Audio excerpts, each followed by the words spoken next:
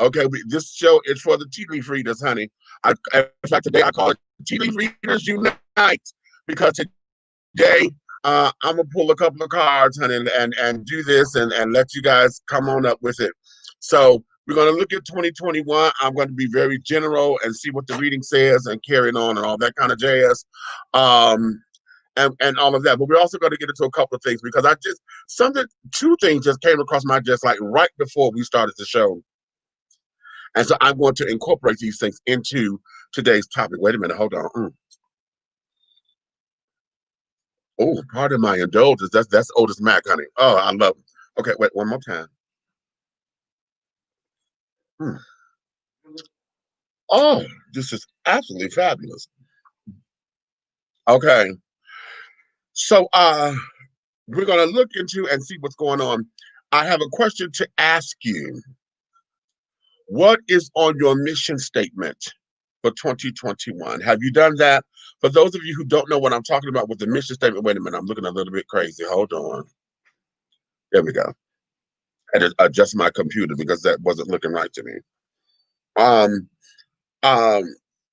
for those of you who don't know what I mean, y'all know what a mission statement is, I'm sure, right? And for those of you who don't, a mission statement is a statement that outlines exactly what your mission is. You hear that with businesses, nonprofit organizations, and carrying on. They outline exactly what their purpose is and the mission that they're going to be on while they are in existence. So I don't do New Year's resolutions and care. I don't do all of that because most of the time, those particular things, they fall short immediately, and we don't take the right attitude towards them. So we started this maybe about 6 or 7 years ago with understanding what is your mission statement. If you're looking at yourself as a product, and I should have done mine before the year, and I didn't because I didn't, being lazy. How about that? If you see, I got your dumb bitch over there, ho. If you are someone who views yourself as an entity, as a brand, as a product, as a whole, okay, even as a person, one of the things that you have to do is in changing your mindset on how we view everything. What is your mission statement? My mission for 2021 is what? What is it that you wish to accomplish? We got the rest of this year to come up with what it is that is the mission for this year. Is your mission to get back into school and to buy a house or to do this and this? What does your mission statement look like? Okay. How has, compare it to last year? Okay. Did you get everything done? Not, I know a few days ago I told you I was on the to-do list. This is somewhat the same, but it's a little different because your mission statement is your purpose. What is my purpose for 2021? Okay. What is my purpose? Outline it and write your mission statement. The mission for me for 2021 is. Okay. Once you're able to do that, then write it and post it somewhere. So that way you can remind yourself. Because see, it's just like this. You know how we always say Happy New Year to folks? After what? We're still in, oh, Happy New Year, because you haven't seen anybody, right? Well, child, by the end of January, come February, you're going to be all out of saying Happy New Year, right? And we all know that by June, July, the year is half over. So sit up there and say, oh, honey, this is 2021. If somebody says that, oh, this is a new year, you're going to sit up there and look at them like they're crazy. But why? Because it's the same year. We're still looking to make sure that the entire year is manifesting what it is that we say that we want. That's why your mission statement is to show your purpose for the entire year, not these little superficial things that a New Year's resolution and all that kind of stuff do, because we end up falling off anyway. How many times have we looked at this year or came into a new year, and within the first 2 weeks you sit up there and say, oh, this is a brand new year, new me, honey, new year, new me. But then after the third week of the year, bitch, you done fell right back into those same practices, right back into the same flow that you were still doing. So what's new? What's new? So now it's all about changing your mindset. So if you have a mission statement, what is your mission statement for 2021? That's going to be your homework assignment. What is your mission statement for 2021? Okay, and let's get off into that because, darlings, this here is going to sit up and catapult us into something that I think is going to be revolutionary for you if you've never done it before. Okay, if you've never done it before, I'm going to encourage you to take this time to look at it from a different perspective. Okay, to take this time and look at it from, okay, hey, perhaps this will be a change of thought. This will be something new for me, and I can really embrace the newness, especially coming out of 2020. Okay, remember 2020 was a year of perfect vision, honey. That was a year of perfect vision, and we see what we saw, right? What did we see for 2020, honey? We had to come up with some harsh realities. Okay, we had to, and then we were sat still. Okay, we were knocked on all our asses collectively, honey, to sit still and to see what was going on. How many of y'all really like what you saw about yourselves? Okay, what is it that you did not like about yourself that you can change, that you're going to change for 2021? Put that in the mission statement, or is that part of your mission? Okay, so you have to be very realistic and carrying on. I know for me, one of the things that I have learned about myself is that because I'm getting older and I know I'm chucking it up to getting older, is there some shit that I just don't want to do anymore. Okay. And at this point in my life, I thought I would be in a position to where I had folks there to do it for me. That there is very transparent. That's the first time I said that out loud. Okay. And the thing of it is that going back to basics and getting the work done, I got to go back into the trenches. I have to go back into what I know I've learned to do and carrying on. We got to go back into, I got to take myself back. Do y'all remember the movie Sister Act 2? When they went up and how the kids had transformed the choir loft again, and they went in and swept, they had to paint and this, that, and other. That there was my high school drama class. When we took Cody High School and we recreated the entire basement for our studio. We had to organize all of the flats, and if you know what a flat is a piece of canvas or muslin that is used to create the sets. You know, then they paint on them to make the house backdrops and walls and all that. Those are called flats when you're dealing with the theater. Okay, so we had all these different flats. We had to take and organize them and put them up and do this, that, and the other. We painted. We got we found furniture that folks were throwing away. We brought the furniture in so that we could create a studio and this, that, and the other. We had to get them to install a bell downstairs so that we could hear the bell. When the bell rings to change classes, they installed the intercom system so we could hear the announcements and things, because we in the basement of the building. And it was never used like that before. So that there was what we did to create La Troupe des Arts. Okay. And that's what we would call La Troupe des Arts. Okay, actually, it's now La Troupe des Arts.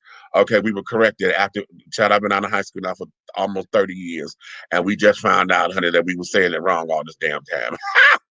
So, that there is that. So, having to go back to basics and get back into it, and then, honey, I've gotten older. So my little 17, when I was in high school, 14, 15, 16, you know, that spry energy that we had back then, honey, I'm still spry, but I ain't so spry. You know, I'm spry. I'm a little spry. I ain't got that spry. Okay. And carrying on. Why is this boy calling me? This is my son, honey. Listen, I can't take this call because I'm on the air. No, you know what? Hold on. I'm gonna do this. Let me take a commercial break, and then I'm gonna let y'all see this. Okay, do this because I'm gonna do this. I'll be right back. Good morning, my beautiful wife. You got home late? Yeah. Detective, you are no doubt aware of the publicity surrounding this case. Don't move! On your knees, hands on your head. It's the board's decision you be placed on paid psychiatric leave for 6 months. I've been acquitted of all charges. They're making this out to be a racial profile shooting. I didn't do anything wrong. I'm just worried about Jason. He's been drinking again. Mrs. Bell? What's going on? What the hell's he doing here? I was just here to set things right. You stole our son! I was just doing my job. It has nothing to do with race. This has everything to do with race. I will burn this house down if I have to! I messed up.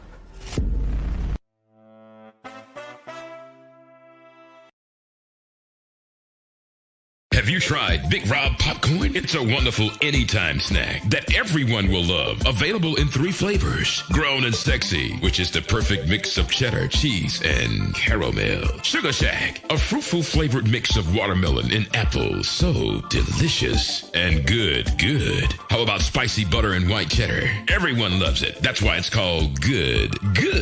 All Big Rob snacks are manufactured in an FDA-approved facility and flash sealed for freshness, safety, and worldwide delivery. To order, call or text 937-367-8650. That's 937-367-8650. Or contact Big Rob via Instagram at Hey Big Rob. As the holidays approach, take advantage of the holiday special. Purchase more than 2 bags and receive a free CD. Call or text 937-367-8650 to place your order now. Big Rob popcorn, the perfect snack that you will love. It's so delicious. Hi, Daddy. And we are back. Did my mom give you the iPad number? No, he called your mom number. But wait, which one did you call? Wait a minute. Let me mute her mic, honey, because she's talking to the grandbaby, honey. So hallelujah, honey, hallelujah. Okay, what's going on? Hold on, wait a minute. I'm sorry, y'all, if I'm in the queue too, because when your son called, my son just called too. So I'm turning my mic Girl, off. okay. Right. Okay, can you stand it? Yes. Redman, say hi to the people. Say hello. Hello. Hey, what's up? Y'all hear him? What's up, nephew? Now, wait a minute. Girl, got through, honey. Mine, the call ended up hanging up. Okay. I was like, Lord, have mercy. I'm trying to figure out how he got through on the iPad. I'm like, well, wait a damn minute. How you? Exactly. Hi, Daddy. I'm gonna mute my mic. You go ahead and finish. Go ahead. Yeah, let the baby talk to her daddy, honey. Okay. See, listen, you cannot beat live television, honey. Hey, this is what it is. Okay, let me go to the comments and carry it on because y'all are up in here. Okay, Happy New Year, Mita. Okay, man, is a blessed one for everyone. Yes, it is, honey. Miss Powell, hello, darling. How are you, Detroit? 2020 has taught me I need to improve on my physical health, stamina, and finances. Okay. Hey there, TC. What's up, baby? That's fam right there, honey. Okay. Man, 2021 started off crazy. It started off crazy because that's residual energy that we got from 2020. Because see, all of that is just residuals, honey. We got to shake it off. That's all. Okay. Come on now. There we go. That's the buck right there. Okay, Amy, she says what? I changed a lot in 2020. Becoming a parent has made me see the world in a completely different light. I've learned that the old me or the younger me is someone who I'm not fond of. I really look forward to the future. Okay.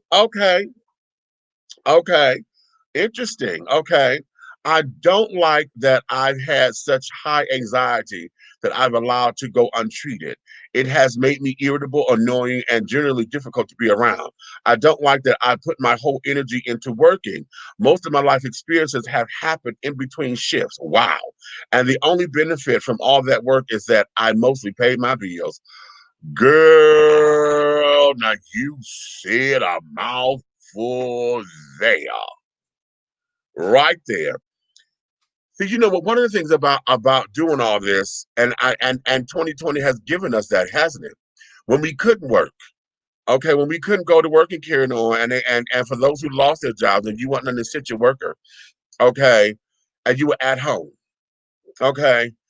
I've said this when we were first talking about this. Most of the time, honey, none of us are in our homes long enough to appreciate it.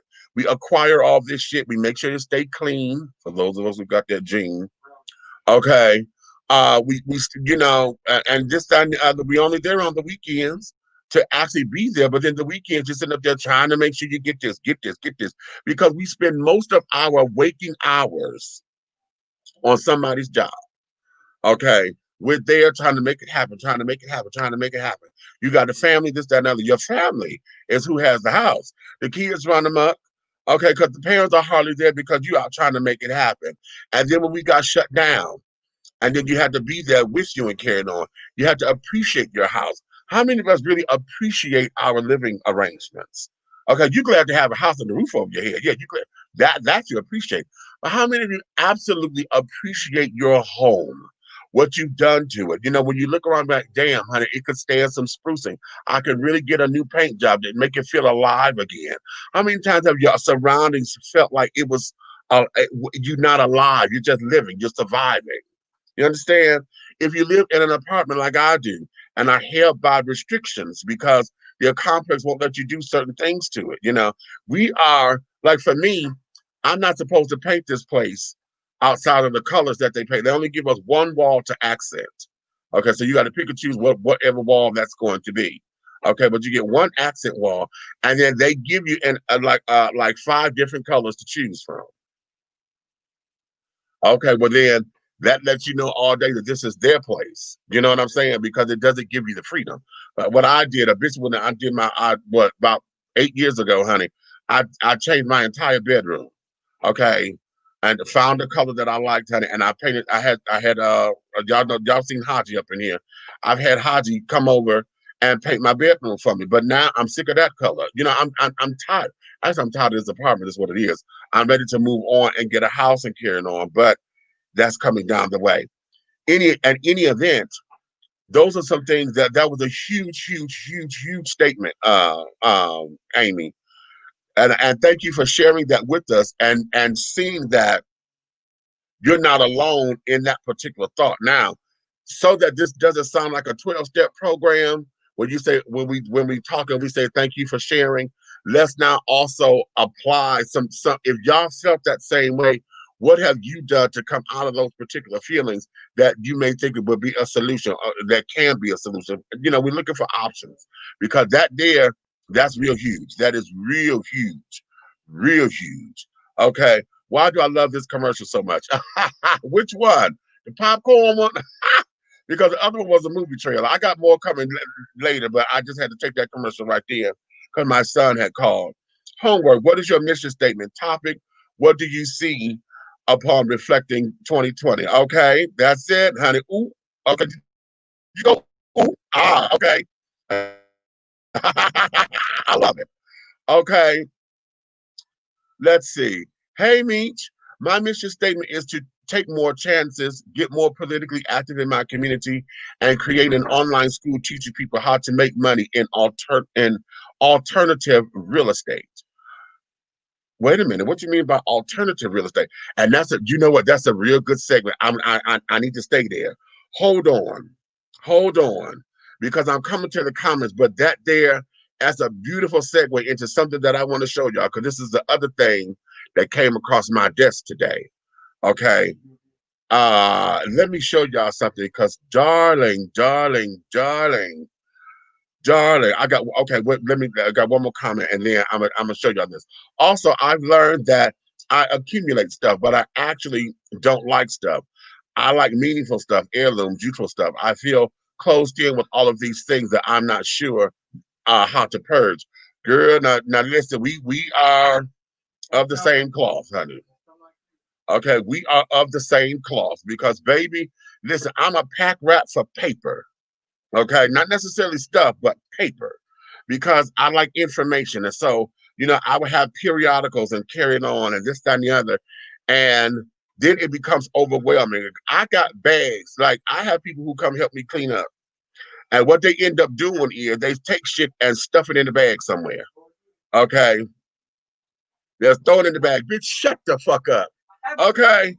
But what happens is, because it's in a bag, it becomes more work for me, because now when I'm going to look for stuff, I got to find it and I got to go through bags. But the thing is, when I start going through the bags, bitch, when I look at it, I'm like, bitch, paper.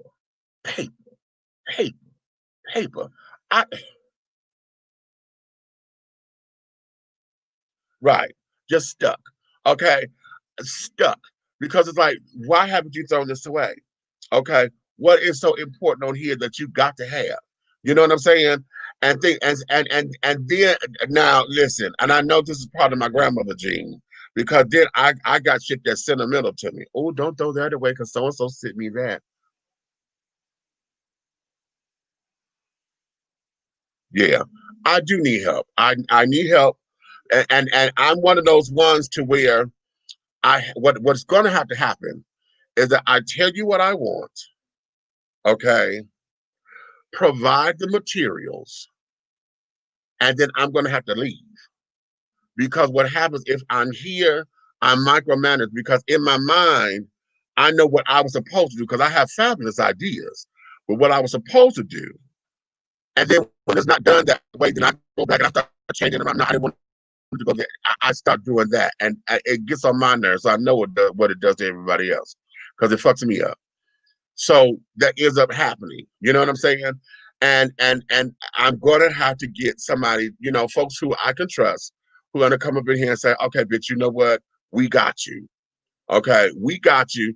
Let's reorganize this." And because your system ain't working, you need a system. Let's build one. Because in my head, I know what I want in my head, but trying to get it, it ain't working. Okay, it ain't working. My daughter sat up here, that's you singing in the background. She sat up here, I had my pictures on one wall, right? And she said, "Mama, let me just do this. Let me just do this." And I was so resistant because I didn't see it. I didn't see it. And I didn't. And I told her no. I told her no like 3 times. Bitch, I went to work. I came home. I came home. That bitch done changed got your pictures around. And I first come here, I was hot. I was hot about it. But then after I said, wait a minute, bitch, that actually did something to that wall. And it gave me I said, oh, okay, she was right. And I wouldn't told her she was right. I was like, you was right. You was right. And carrying on. And that's the other part of that. We have to be able to relinquish that control and then give the people their credit. Because see, if I don't give it to her, you hear her in the background, this bitch will start hollering and hooping and hollering and carrying on and in her feelings and all that old bullshit. Okay. No, but on the serious note, you really have to give the folks because they work hard. She set up there and put the things up there and this, that, and that, and it really did what it does. It opened up that wall and gave the wall a little bit of life and things because what I was going to do with it, I didn't do. I was supposed to be taking the picture that's behind this backdrop. I was gonna move it and put that over there and I didn't do it. Okay, because I'm like, oh, then it's gonna right, all of that. So there is that. So in coming into all of this, how is it that we do this? We got a pro tip. What's that? What you say, Amy? External clutter is a reflection of internal chaos. Yes, that is true. That there is true. That is, and I live by that, which is why when I look around, it tells you where my mind is and I know that for the last couple of years, because actually it's gotten bad over the last couple of years because of dealing with my son and his legal problems are carrying on, and I have just basically shut down. In some regards, I'm functional, but in trying to get this and trying to do that, it has not necessarily paralyzed me, but it has got me in a time capsule to where I don't want to move forward from this spot, but I know life goes on and we have to. You know what I'm saying? So yeah. Okay. Especially if you're not wanted or referred to it in that time. Oh, girl, tell me about it, child. Listen. Okay, listen, honey. I have given away so much stuff recently, honey, to where I got so much stuff left where you can't tell that I've made a dent. That there is where it is. You can't tell that I've made a dent. Okay. At least I can't, but my daughter says she can, but I can't because it's like shit. Okay. I saw the boxes are gone and it opened up some space, but then what ended up happening because I had open space, now it just gave me another sitting spot to become a collection plate, and things of that nature. So that there is that. So this is some of the stuff that 2020 has done for me when we talk about opening up. So now coming into 2021, what is part of that solution? You know what I'm saying? I know, I got the vision. I see it. Now we got to make it happen because I was trying to go look for some bookshelves.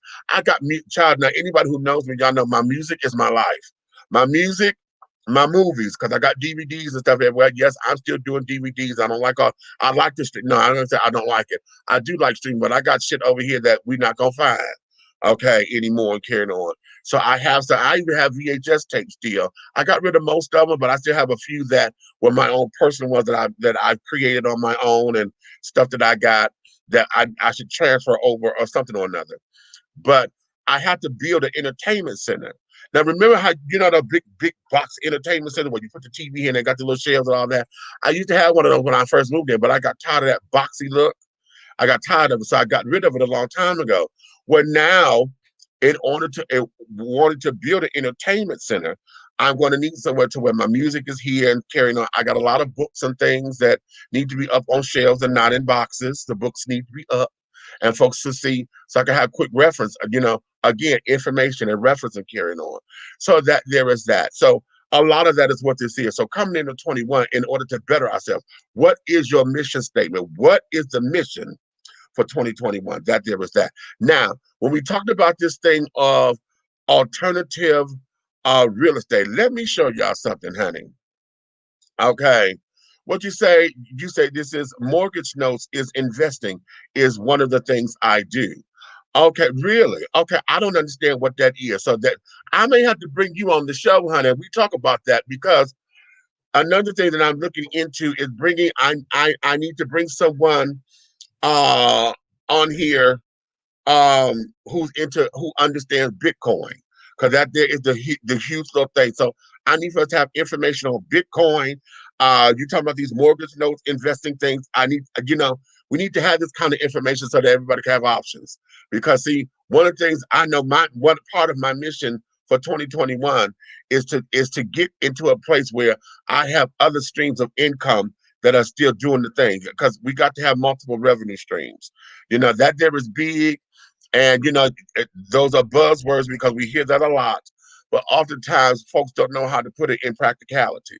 And so that's what I mean. So that's why this mission statement is perfect, because if you see yourself as an entity, if you see yourself as a business, if you see yourself as a commodity, as a household name, a product, a brand, that there is something why this is very, very, very, very necessary. And Buck, you say what? You look well rested today, Big Star. Okay, we're going to get into that because today was a do nothing day. Okay, today was a lazy day. After I went to the grocery store, I took a friend of mine to go show him this grocery store where he can get his meats and stuff from. Honey, shit. I was like, I'm not doing a goddamn thing today, honey. I came up in this house, sat down on the love seat, a bitch went to sleep. I slept most of the day. You hear me? And that there was that. So we're going to get into that a little later. But let me show y'all this. I'm going to show y'all this screen. I was going to try to put it uploaded here, but it's a little long, so I couldn't upload it, so I have to share the screen. Okay, but this goddamn mouse is on the brain cells. Okay, so we want to share the audio as well. Go to my Chrome tab, and here, I want to do this, okay? Now listen to me very carefully, children. What I'm about to show y'all is revolutionary, and I believe this is innovative. Oh, wait a minute, it's too far in. Hold on. I believe this is revolutionary in homes, okay? And especially when we have a homeless problem. Y'all take a look at this. New construction can take a fair amount of time. A house can take shape on a lot much like this in a matter of weeks, even months.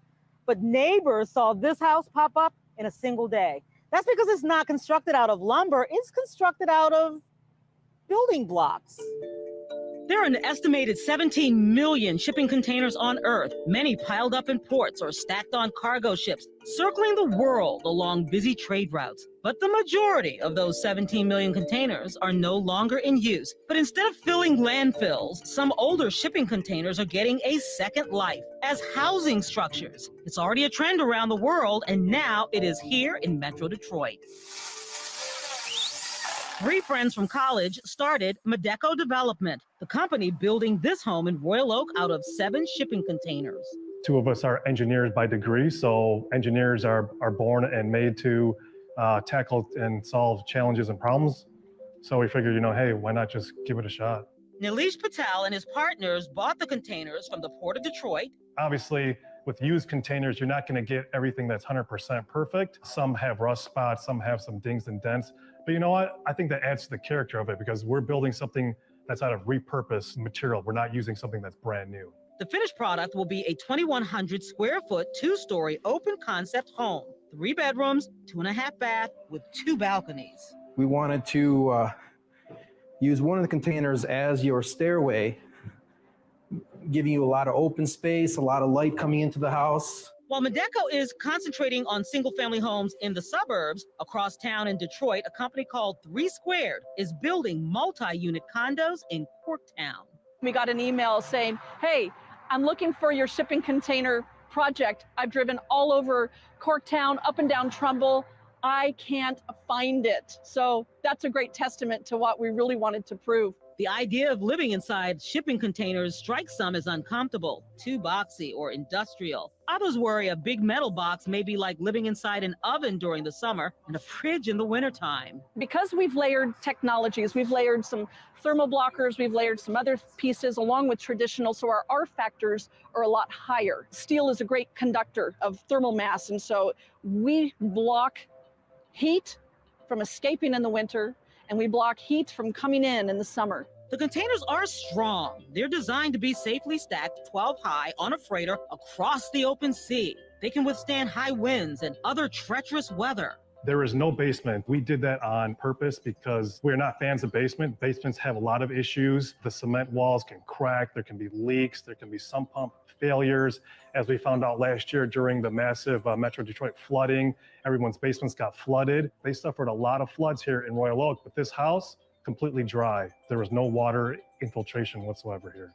Both developers see the containers as a selling point and are leaving peaks of the houses, cargo, hauling past, visible. There's a manifest on every single container. We know that 4 out of these 9 containers traveled together from the day they were born to the day that they are retired here in the lovely city of Detroit. They went to India, they went to New Zealand together. So we know exactly what they carried. Shoes and, beauty supplies and everything that gets imported into the United States is really what they're purposed for.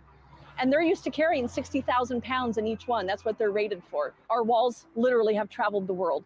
So who wants to live in a container house? We thought the original target was going to be a tech savvy, maybe a Gen Y or a Gen X, but honestly, it's been all over the spectrum from young to old, from new grads to retirees. Using containers cuts construction time drastically. Structures can be built in less than half the time. Realtors say that's a major advantage, especially in a tight housing market like Corktown. People are really excited with the fact that they could potentially buy this year, that they could identify a condominium that they want and close on it by the end of the year. Quicker construction also keeps costs down.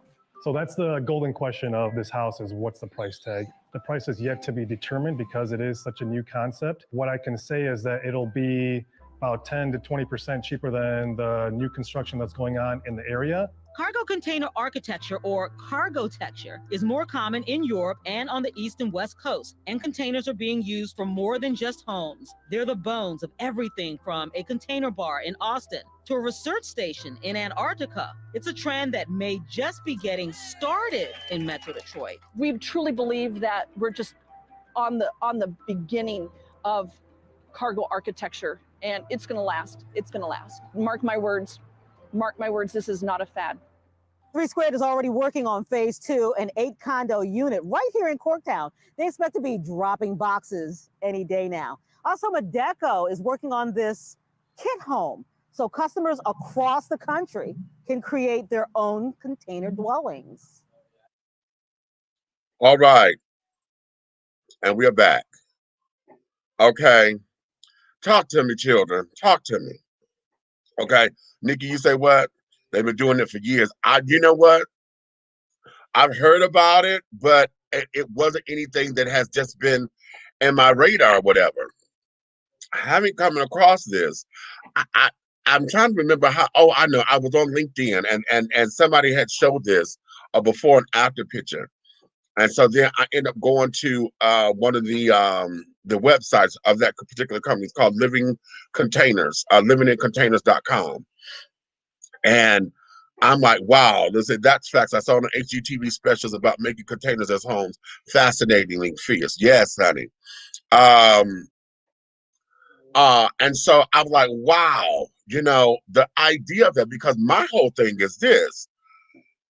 When I went to that website and then went on YouTube and found the story that I saw, y'all know I'm from Detroit anyway. And that was the first thing I saw. They talk about Royal Oak. I said, Royal Oak? Because that was the picture that I saw on LinkedIn, that it was in Royal Oak. I said, as in Michigan? Really? That Royal Oak is a suburb of Detroit, okay? And I'm like, oh, wait a minute, honey. Wait. And so my mind went to the whole idea of taking those particular things, and we have a homeless problem here.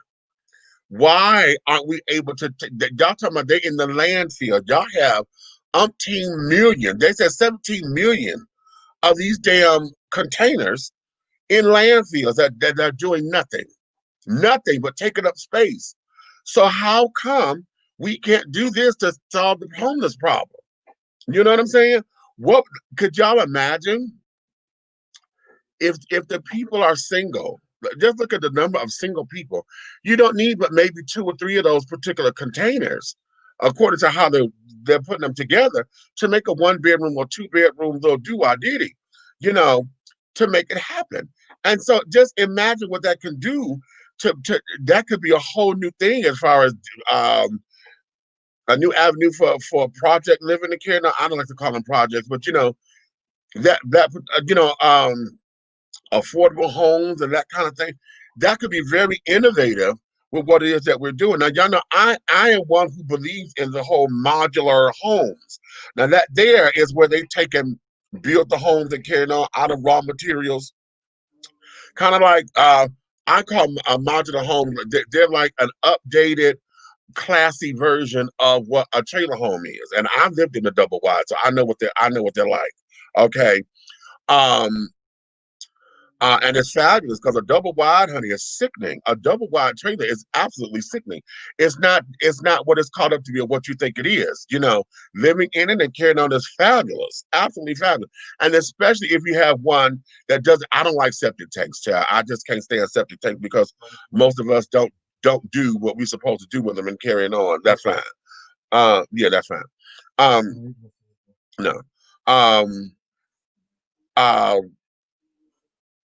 I lost my train of thought, but anyway, I'm on understanding what modular homes, and putting that together and things, where you could build a house in a day, because it's put together. And y'all seen it when they come and drop the houses and carrying on.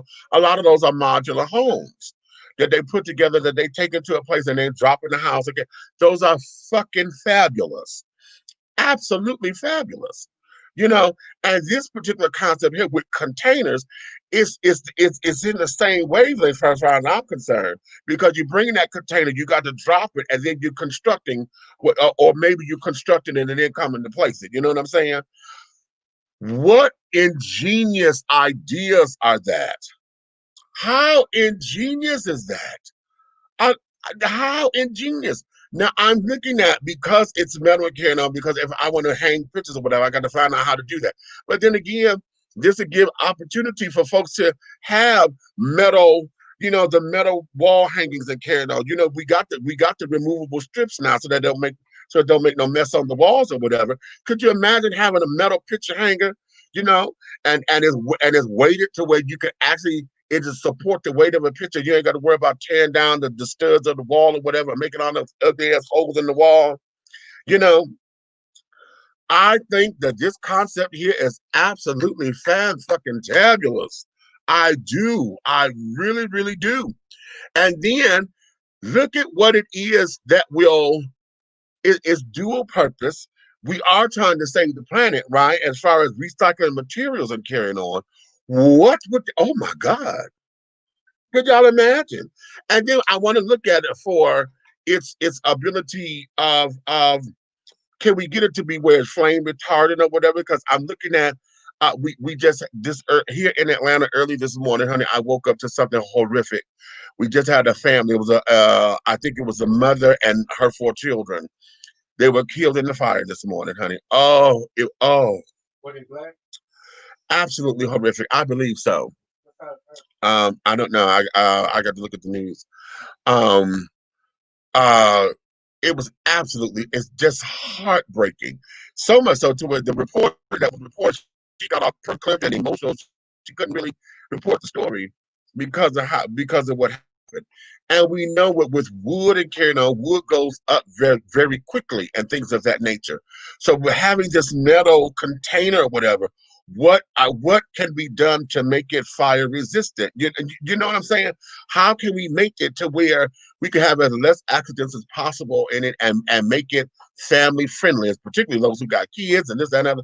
What can we do to make those things better for everybody? That there is something that I would really want to explore and look at and carry on, because I think that is fabulous. For those of you who are real estate children out there who are looking to buy and sell homes and all that kind of stuff, how would this work for you?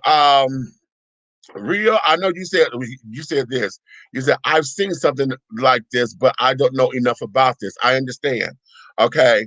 I understand that from you because it's a brand new concept. So in understanding that, child, what is it? Wait a minute, TC, what you say? Really? Really? Bitch, dish. Oh, dish. Dish. Girl, see this. Oh my God.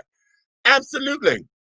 Absolutely. This we need the first-hand experience on that. That there would be a girl. See, I think it's fucking fabulous. Oh, yes. Okay, I think this could be good for those who want houses but can't fathom the price of renovating a house they've bought already. I thought about getting one for a while, really. Sickening, honey. Okay, princess. Okay. What you say? Yes, they should be making shelters for the homeless. Exactly. Okay. I would definitely live in a container mobile home for myself. I guarantee the property taxes are lower than regular homes, condos. You know what? That's a good thought too, because along with property taxes, I'm sure they have to go with the construction and this, that, and the other, and all of that. Okay. Ooh, steaming hot tea. Say that, child. Okay. It sure is real. Okay, comfortable. Is it comfortable, child? Girl, listen, child. Okay. Stan, what's up? Hey, baby. What's happening, Mr. Man? Okay, what's happening? Listen, okay, you was on fire today, child. We'll talk about that in a minute. So looking at this and these particular homes, honey, I'm telling y'all, I'm so far into wanting to do more with that. You know what I'm saying? I even sent that over to the College Park Citizens Association so they can look into it, because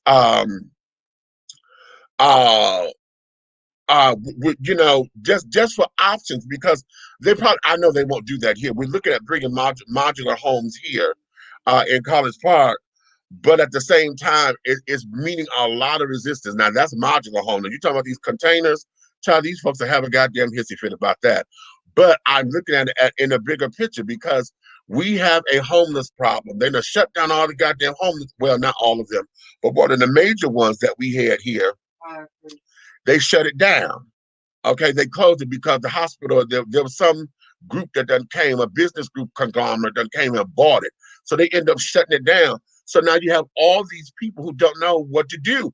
I've always said that they should take a lot. I know in Detroit, they were closing down schools. Okay.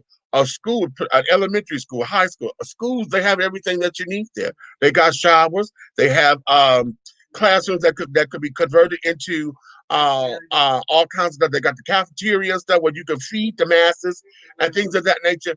Child, it is everything there in one of these schools. They could take a school. Okay. And sit down here and build a homeless shelter or a heating unit or something, whatever, that could get the folks out of the element, particularly those who are in climates where you have snow and it gets real, real, real, real cold. Now, down here in Atlanta, It doesn't get as cold as it does up north and carrying on. But when you're dealing with 70, 80-degree weather for long periods of time and it drops down to 50 or 40, bitch, that's cold. Okay, that is cold. And so in dealing with the elements and carrying on now, then when we have these little cold front, what they call the nor'easters and all that come through, and we get down to 20, okay, because you know freezing is 32 degrees. So anything up under 32 degrees is below freezing. So you are frozen, literally. Okay, and it's enough to get your extremities and stuff together. So I come from Detroit where we know it gets into the negative digits as far as a temperature. We're not talking about the damn wind chill factors and carrying on, because we've had wind chill factors as low as minus 50 in Michigan. And I know because I was standing at the bus stop. Okay.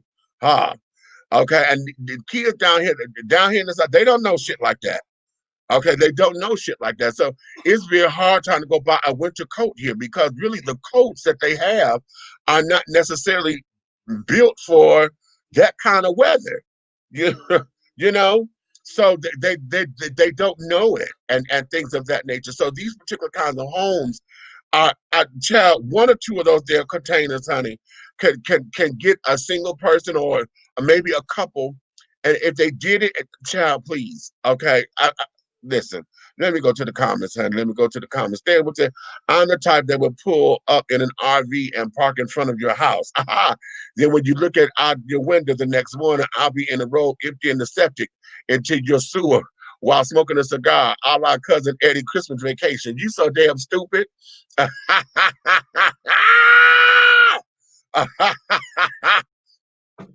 I know Detroit is cold, sometimes colder than New York. And then the breeze from the Great Lakes is no joke. Exactly. Now, are you in New York, Rio? Because if you in New York, then you understand snow and cold and this, that, and the other. Because now, don't get it twisted, because New York know that cold too, because y'all got some, you know, everybody's on the island, Manhattan and Brooklyn, everybody's on the island there. So you have water and carrying on to where that breeze is no joke. That, especially if you're down in Manhattan and y'all off that, everybody who like to go visit the pier, y'all off that damn water down there. It is no joke. And then imagine when you get, now see, we off the lake, so we get lake effect snow for those who are on the other side of the state. And that lake effect snow, honey, is no joke, because it's compact and it's, oh my God, it's no. And I've dealt with that while living in the trailer. How about that? It's no joke. Okay. So yeah, well, that's a great idea. It means they should rebuild old abandoned school properties into apartments for the homeless and low income people. How about that? How about that? Okay, could you imagine that? But see, here's the thing. Now, I like the idea as apartments, but I would love to see that more so as rooming houses and carrying on. Because see, if you don't give folks a time limit in those kind of places, then you're gonna have chaos. Because then everybody gonna want to be playing their music and carrying on. Now, y'all know them old school buildings and stuff ain't got no damn sound proof nothing, because you can hear everything through the walls and all of that.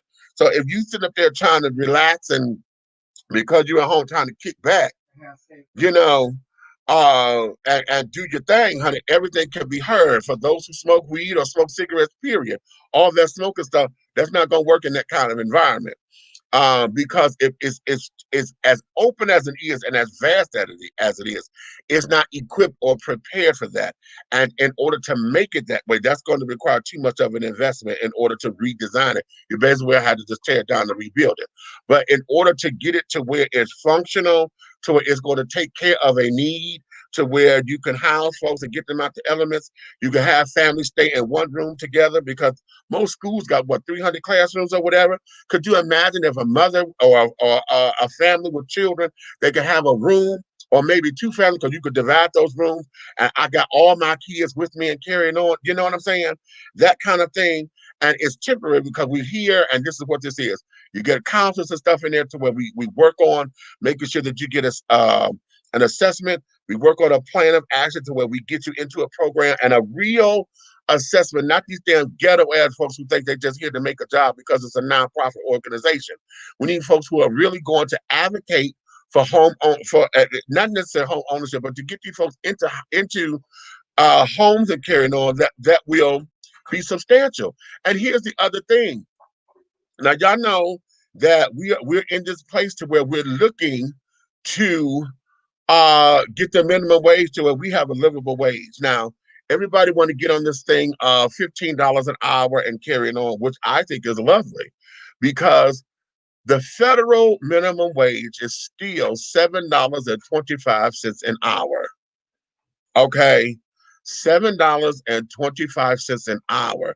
Now, for those who are in the service industry, if you are a server, food server, and carrying on, your minimum wage is what, $2.35 an hour? And carrying on. So that ain't no damn money. No one in this climate can survive off of a minimum wage anything. Okay, and call themselves self-sufficient, because that's too much. And then by the time they get to taking out taxes and carrying on, child, you have no money. You have no money.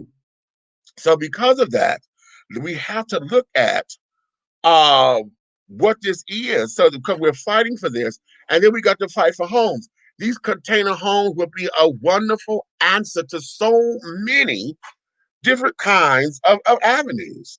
Okay. And think, women, let me go to the comments, because y'all living, honey. Come on and live with me, child. That's what I'm talking about. Talk, children, talk. Okay. Look, I don't weigh but 205 pounds.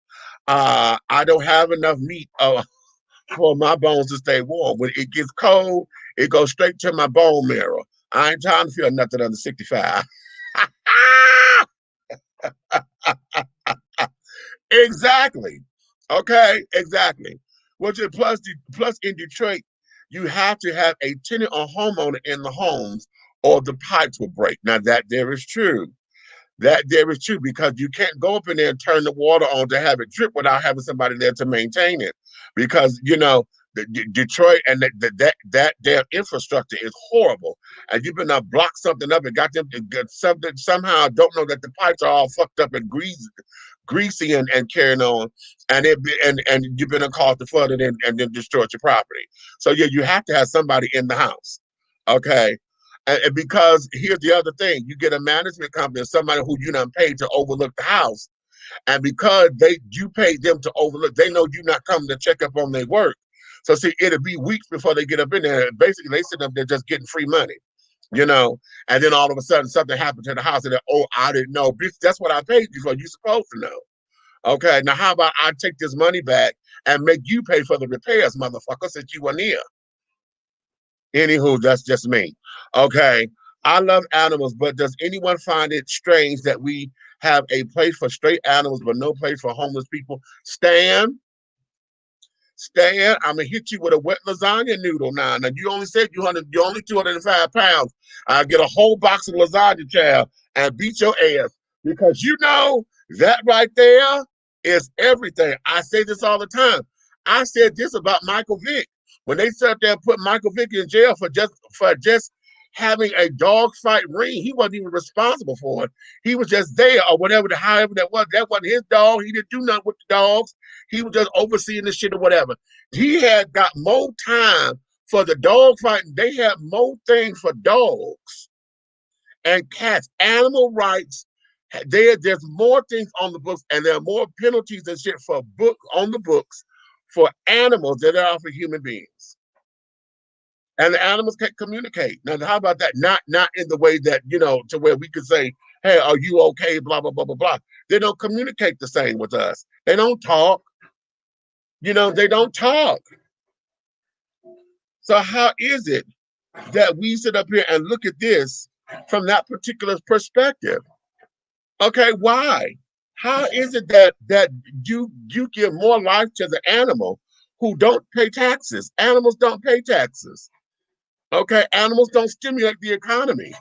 Their owners do, because they buy all these trinkets and shit for the animal, but animals don't stimulate that. Okay, so how is it that we're looking out for the dogs before we look out for them? And then some of us will sit down now. I'm going to say something real crude. Some of us will sit up here and say that, oh, well, hell, they homeless anyway. And some folks feel as though, well, if you just kill them off, it'll be no problem. Particularly those who are lost in the system, those who are having mental health issues and carrying on, who are off their medicines because they can't afford the medicines and carrying on. So they have no medicine. They're schizophrenic and they're talking to themselves. They got voices in their head.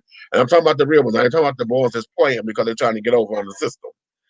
Okay? We had that, and what folks will sit up there and say, oh, we'll just leave them out there, and we'll treat them very inhumanely. But at the Humane Society, if a dog has lived too long and a dog has suffered, they will euthanize a dog and let the dog transition in peace and comfort. I'm gonna let that sit for a minute. I'm gonna let that sit. Yeah. Let that sit for just a second. Most of these business people are black-hearted and want a return on investment, but all of our telling folks they're storing up their treasures in heaven. Ooh! Nothing wrong with making money, but sometimes you got to give back. Sometimes, listen, they tell us this: to whom much is given, much is required. Okay? And here's the thing. Now, y'all have heard me say this all the time.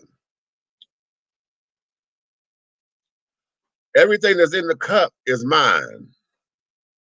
Whatever overflows from the cup, and I say overflow, not that I'm spilling. As long as the cup is, and it starts to overflow because the cup is too full, the overflow is what I'm supposed to share. The overflow is what I give from. The overflow is where we can sit down and make some things happen. Okay, we could do that. So much so to where if it's done right, honey, we wouldn't have no ills. Okay, we wouldn't have any of this going on. You understand? Hold on for a minute. Hold on. Let me take a commercial break. Let me take a commercial. I'll be right back. I'll be right back.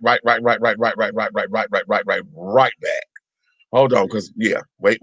I'll get the right one. Let me get the right one. Because I just hit a lick, honey. Hold on. Be bold. Be unique. Be the tea. With a unique body oil fragrance from the Sensuality Fragrance Collection. The Sensuality Collection embodies a unique array of customized original scents created by Big Meech. Indulge yourself in such fragrances as eye candy, foreplay, anticipation, shower fresh, naked beauty, or pay homage to the motherland and choose an oil from our exclusive Wakanda collection. Over 17 different scents that will tantalize your senses. Order yours today. Log on to www.dishingtea.com for more information. Because remember, it's all about the tea. Sensuality, that is.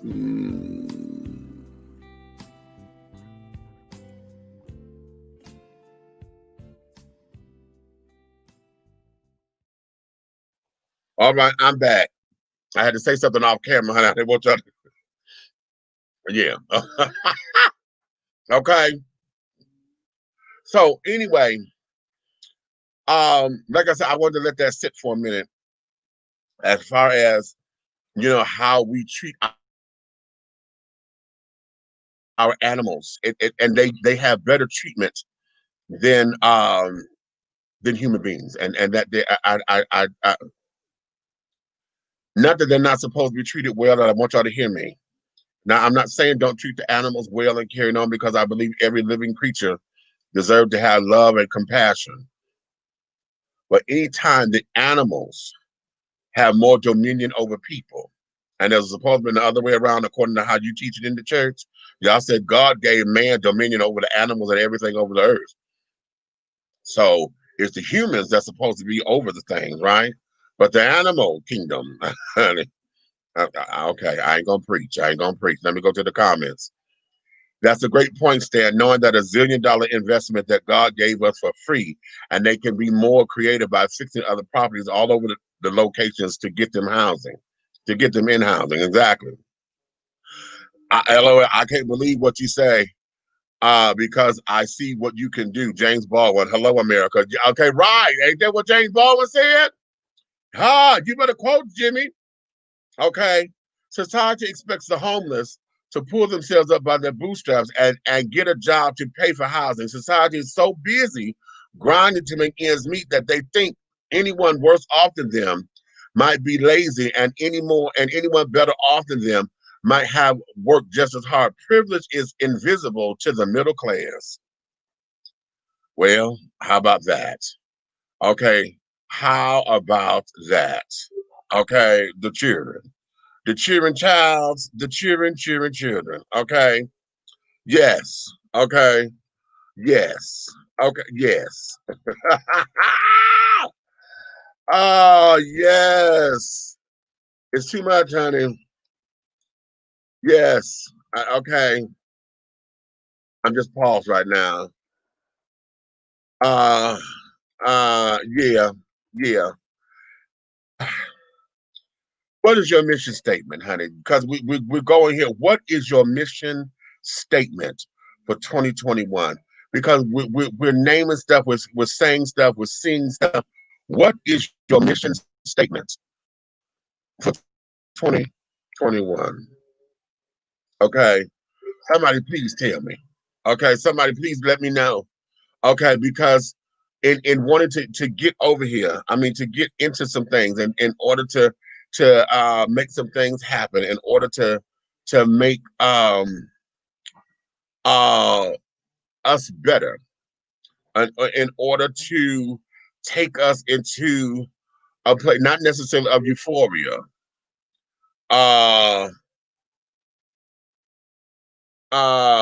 What is it? What are steps? What are some of the steps? What are some of the what are some of the avenues? What are some of the consultations? What are some of the what are the things that you want? Okay, Stan, check your inbox. Okay, check your inbox, because then you I need to bring you on up in here. Come on, get that link and come on up in here. Okay. Yeah, I just sent you that. Okay. Wait a minute, because I here, right here, Amy. Says, okay, I just read this. Amen. I've seen dogs on a leash in coats walking homeless people wrapped in cardboard boxes. Yeah, walking past them. Yeah. We've seen that. I just love Amy. Okay, because she gave that, didn't she? It's so much creativity ideas to help a lot of people in the world, including in the United States, to fund everything. But the governments are so greedy for their own deceptions, but saying they can't afford the cost. They always say they can't afford the cost unless it's something that they want. Okay, unless it's something that they want. Okay.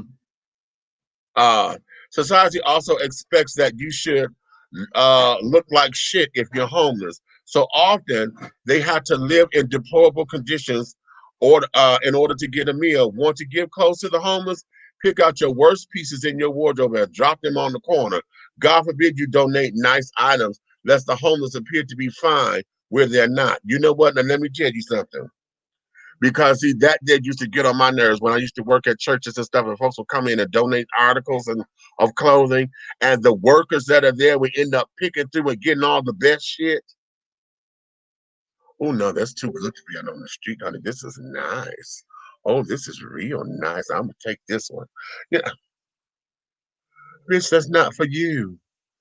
Okay, that wasn't for you. That wasn't for you. This here was for the community, and then when I'm part of the community, but bitch, you're not the one that's in need. Okay, you're not the one that's in need. You're not the one that's sitting up here. You work it up in here, bitch. Okay. Or how about this? Because see, this is the other thing. Oh, see, we on something. This is another thing that bothers me. Cause we did this. I went to the Goodwill the other day. Okay, because I'm looking for these bookshelves. Why is it that when you go to Goodwill, all that shit was donated to you? Donated. So that means any and everything that you make off of those items are profit. You don't even have to pay for overhead because most of your work is volunteer. Most of the work is volunteer. Now you do have some overhead or whatever, but most of the work is volunteer work. Okay. Now they would sit down there and say, well, we provide job training programs and this, that, and the other. Yeah, job training programs, but a lot of those folks who come through the program are your interns and stuff working in your stores and carrying on. I know in Detroit, the big Salvation Army down there on 4th Street, they use a lot of the folks that's in the drug rehab program to work in the stores. Okay. So this is a give and take kind of situation. So it's not like you got an overhead. They in the program that their insurance is paying for. Okay. Huh. Why is it that y'all pricing this shit to where you damn, I'm like, I come to, this is used, bitch. This is used, and you got prices on here to where if I add $50 more, bitch, I can go buy it brand new with the warranty. I'm gonna let that sit for a minute, okay? I'm gonna let that sit. We found a COVID vaccine in under a year, but still can't cure hunger. Stan. Stan. Go check your link. Get the link and come on up in here, okay? Why is it that if you have a painful terminal illness and commit suicide, you cancel your life insurance policy? But it's okay to suffer past bankruptcy in a cardboard box. Wow. Wow. Joanna, I never thought about that. I never thought about that. Wow. Let that sit for a minute. Let that sit for a minute. Brew that tea. Brew that one. See, that, Joanna, you one of our tea brewers. That's something to think on. Brew that tea right there. Why is it that if you have a painful terminal disease and commit suicide, you cancel your life insurance policy? But it's okay to suffer past bankruptcy in a cardboard box. Damn. Damn. Wow. Okay, you stumped me with that one, girl, because I never thought about that. Oh, yeah, that's a sip of tea moment, honey, for real. Oh, oh. Okay, come on, Amy. Said, oh, but Stan, if you aren't hungry, then do they really want food? I'm beyond disgust with the notion that poor people need to work harder and homeless people are lazy. Okay, right. Okay, I hope my sarcasm satire is being picked up on it. Oh, it is, darling. Trust, because see, the whole idea of it is that there, though what you have pointed out, Amy, is exactly what the world is how they see stuff. You know, I have been saying this for years. The face of homelessness has changed. Okay, the face of it has changed, especially ever since, I'm gonna tell y'all, the face really didn't get questioned. The face of homelessness, that is, didn't really have a question until after Katrina. Because when Katrina hit, honey, it was no respecter of person because that flood came through and got everybody. Okay? So when those folks lost their homes, honey, you couldn't tell if they were the drug addict or the drunkard or whatever. Okay? All you know is, hey, this happened. Okay? When they had to go get food stamps, honey, and they come up in there because the clothes that they had on were designer clothes or whatever, you got a label on, but I'm coming up here asking for food stamps.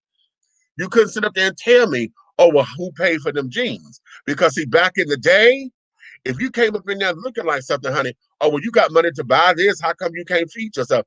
Bitch, that ain't no motherfucking concern. I'm telling you, I need some stamps now. Okay, why you sit up here looking at me and carrying on and doing the damn thing, honey? Why is it that this is a problem? You understand? And now the face of homelessness has changed. It is no longer just the folks out there who got kicked out or the lazy ones who don't want to work or they trying to beat the system because they don't want to be on radar because they got to pay child support or this, that, and the other. It is no longer those who spent the rent money because they got a drug habit instead of paying the rent and carrying on. It is no longer those who made bad choices, you know, and chose their man over their rent carrying on, or chose to buy materialistic things, it is no longer those who have no sense of understanding how to manage money. Because some of those folks didn't know how to manage their money because they never knew what it was. You get a lot. Look at the stimulus. Let's go to the stimulus check, child. Let's go to the stimulus check. When we got the $1,200, child, all folks got, and it was $1,200 flat. They didn't take it. You know, we got that, no taxes. That was $1,200 motherfucking dollars. Okay, folks saw a lump sum of money. A lump sum. Here, my daughter did, and I had to control her. This bitch wanted to, I'm gonna get a computer. I'm gonna get this. I'm gonna get this. Wanted to buy every patty pie in the damn joint. Oh, I ain't never tried this one. Oh, I ain't never had this. I was like, bitch, you got to calm down, honey. Just because you got $1,200 don't mean you're supposed to spend it all at the same time. Walmart just sold so many motherfucking flat screen TVs when we got these goddamn stimulus checks, honey, to where the child, it makes no sense. But folks get a lump sum of money and they have no idea of what to do with it. And then you got those who figure I've been paying bills all of my life, honey. I deserve some happiness. I deserve something for me, child. I need to do something for me, you know. And we get into that particular mindset. So when you see a lump sum of money, all we think of is the stuff that I want. Oh, I can get. Not paying attention, honey. You spend $10 10 times, that's $100. You ain't got for $600, but you don't would have been there and spent 25, 30, 50. Okay, $50. We ain't talking about what you done spent $300 for on them goddamn Jordans. Hell, the TV was $400. Okay. You know, so a lot of the face of homelessness, because folks don't know how to manage money. Okay. Or remember how when we were kids, and this is so perfect for me. Remember how when we were kids, my mother did this to me on purpose. On purpose. Because I think I had got like $10, right? And I wanted to buy, this is right when the Wonder Woman dolls had first come out, okay? And it was the Linda Carter Wonder Woman doll, right? And I think it was like $3.99 when they were $3.99, okay? Now they what, $10, $12 now? Well, when you buy them brand new, that particular dollar is a collector's item, so that's gonna be like $300 some odd dollars or better. It was $3.99. No, I had $5. That's what it was. I had $5 because when I looked at it, I was like $3.99. I ain't got but $5, and I didn't want to spend all of my money because I was like, I ain't gonna have no money left. Okay, but I wanted my mama to get it, and my mother wouldn't get it for me because she was like, "Well, you got the money, get it." I said, "But if I get it, I ain't gonna have no money." She said, "Well, then we got decisions to make, then, don't we?"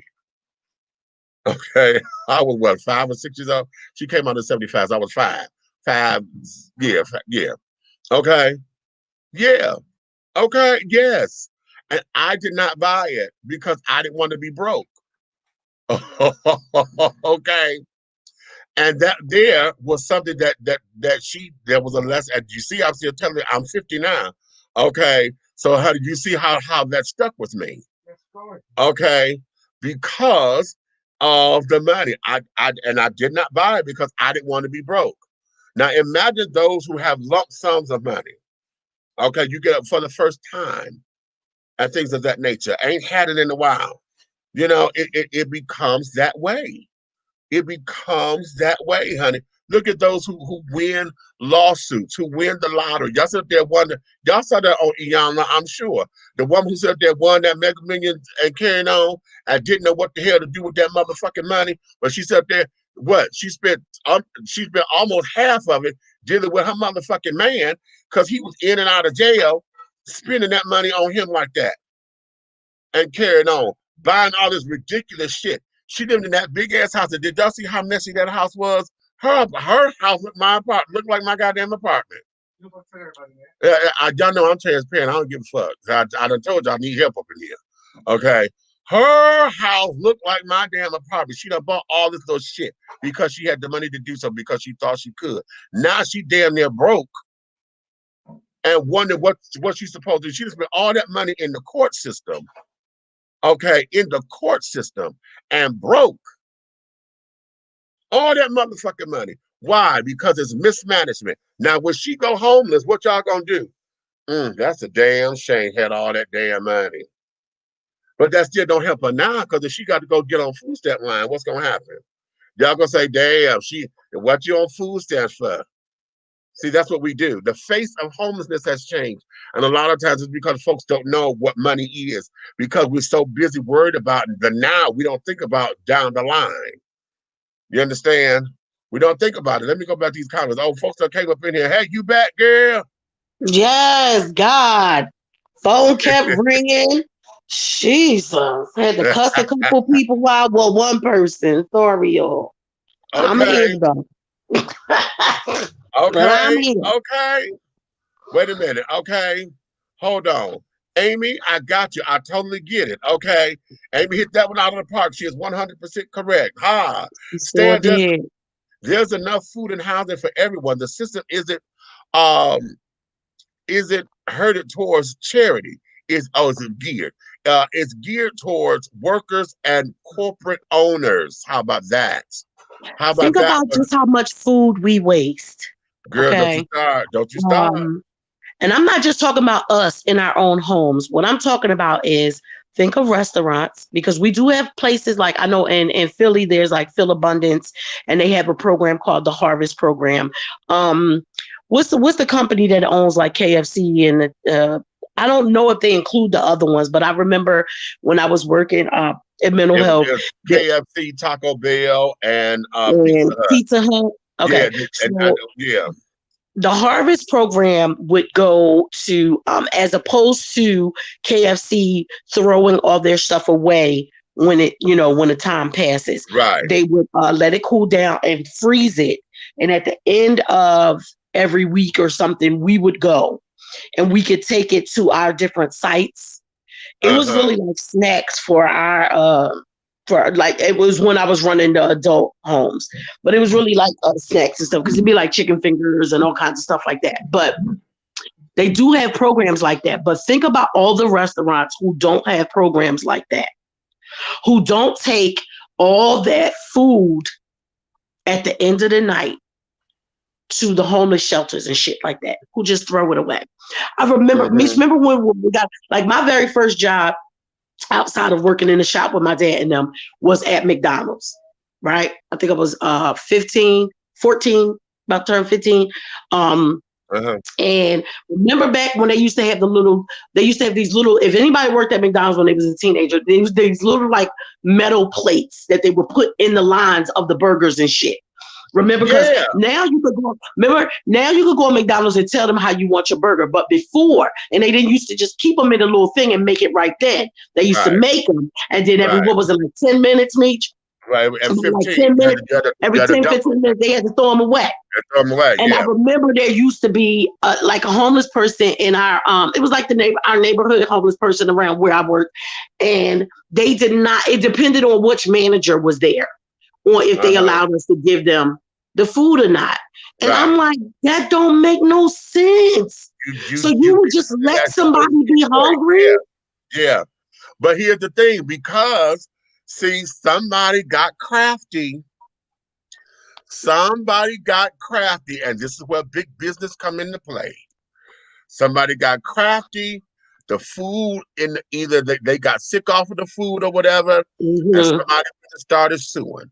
When they started suing, because I got food poisoning or whatever the case may be, and the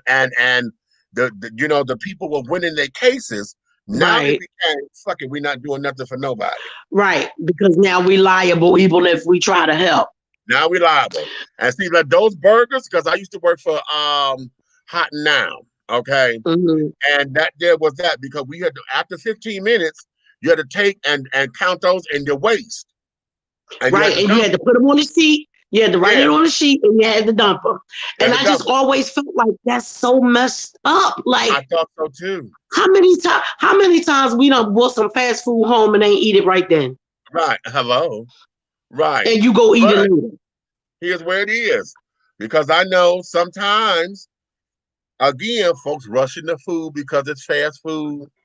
The burger wasn't done. It's still pink on the middle. And burger for me, I don't like my meat pink, honey. Right. Pun intended. Honey. Pun intended. Y'all better know. So, sorry, y'all.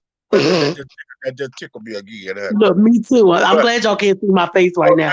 I ain't feel like brushing my weave, y'all. I might in a few minutes or so, but not right this second. Okay. So that's what it was. And so now we are, you know, it got complicated because again, now the cycle, you end up getting folk in there who you thought you trained, but they really don't want to work. They only want a paycheck. So they come up in here, fuck up your shit. And so that, you know, we got that element of it, but let's not hang on that element. I'm only stating that particular part of it because of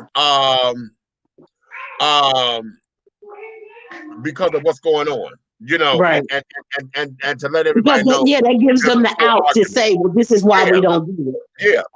And to say there's a full argument here so that we see all around. But nonetheless, the point that we're making is we got a lot of shit that go to waste that we know how to solve this problem.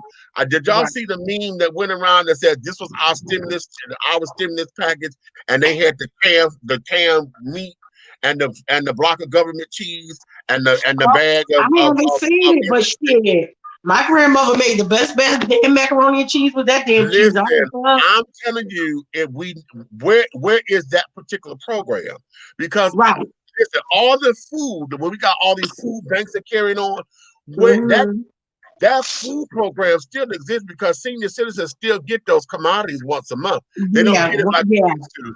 But that food program still exists. Because remember, on the back it told you, remember the nutritional triangle and shit? It was supposed to and where is that food program from the government? You want to hand out food and shit or whatever. Where is that food program? Because we got powder milk, we got canned milk and carrying on, we got the canned meat, we got the instant potatoes, we got powdered eggs. The box cereal because they gave us corn checks and cereals and shit. You got the juice. You had the orange juice, the pineapple juice, and that unsweetened grapefruit juice. You talking about and the kind that came in the can, the frozen one. The can, yeah, the big ass can. So when we had you know, as far as government handouts or government help or whatever, those programs are in existence. But when we look at it, a lot of folks either for whatever reasons, they're not looking at it from what it should be. Because see, remember, we were giving out that food before there were food stamps. Remember that? Right. Remember that before we talked about how when we was little, the food stamps still had the coins, the change. People act like they don't remember that. And it be people older than me that say that they don't remember that. And I'm like, how? I don't know how. I remember just as plain as day. Okay, Stan the man, what's up, baby? Hey, mate, you know what? Stan. Hey, auntie, homie, I was walking down the street and I bumped in and saw your house that you got in the background. So I just knocked on the door. I put on a MAGA hat and I got a Trump flag. And I just walked into white folks' house and just took over and said, how you like my background? Wait a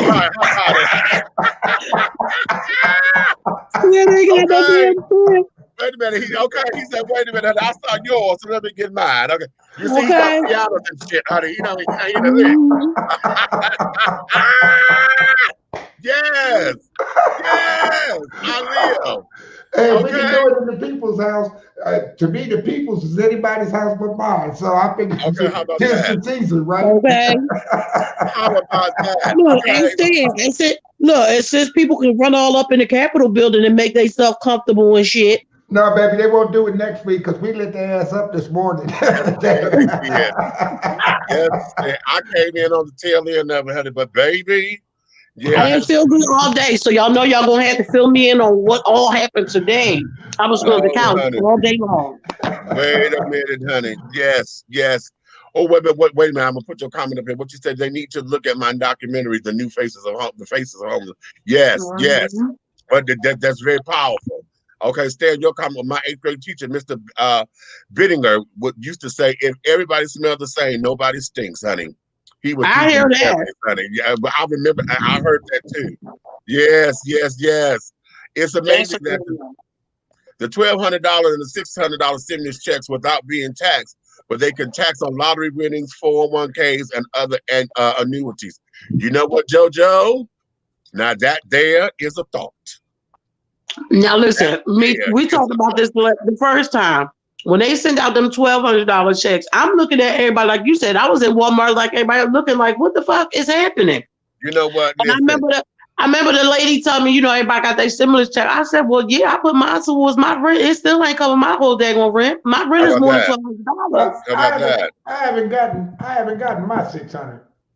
I haven't gotten mine either, Stan. And I got a problem with it.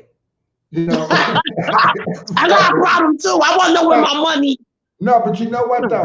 I'm cool with it really because I make ends meet. I could do ramen noodles for another 2 months because a lot of the people think that's a handout, and it's really not because you got to claim that on the taxes. So whatever you think you're getting, they're gonna knock that off.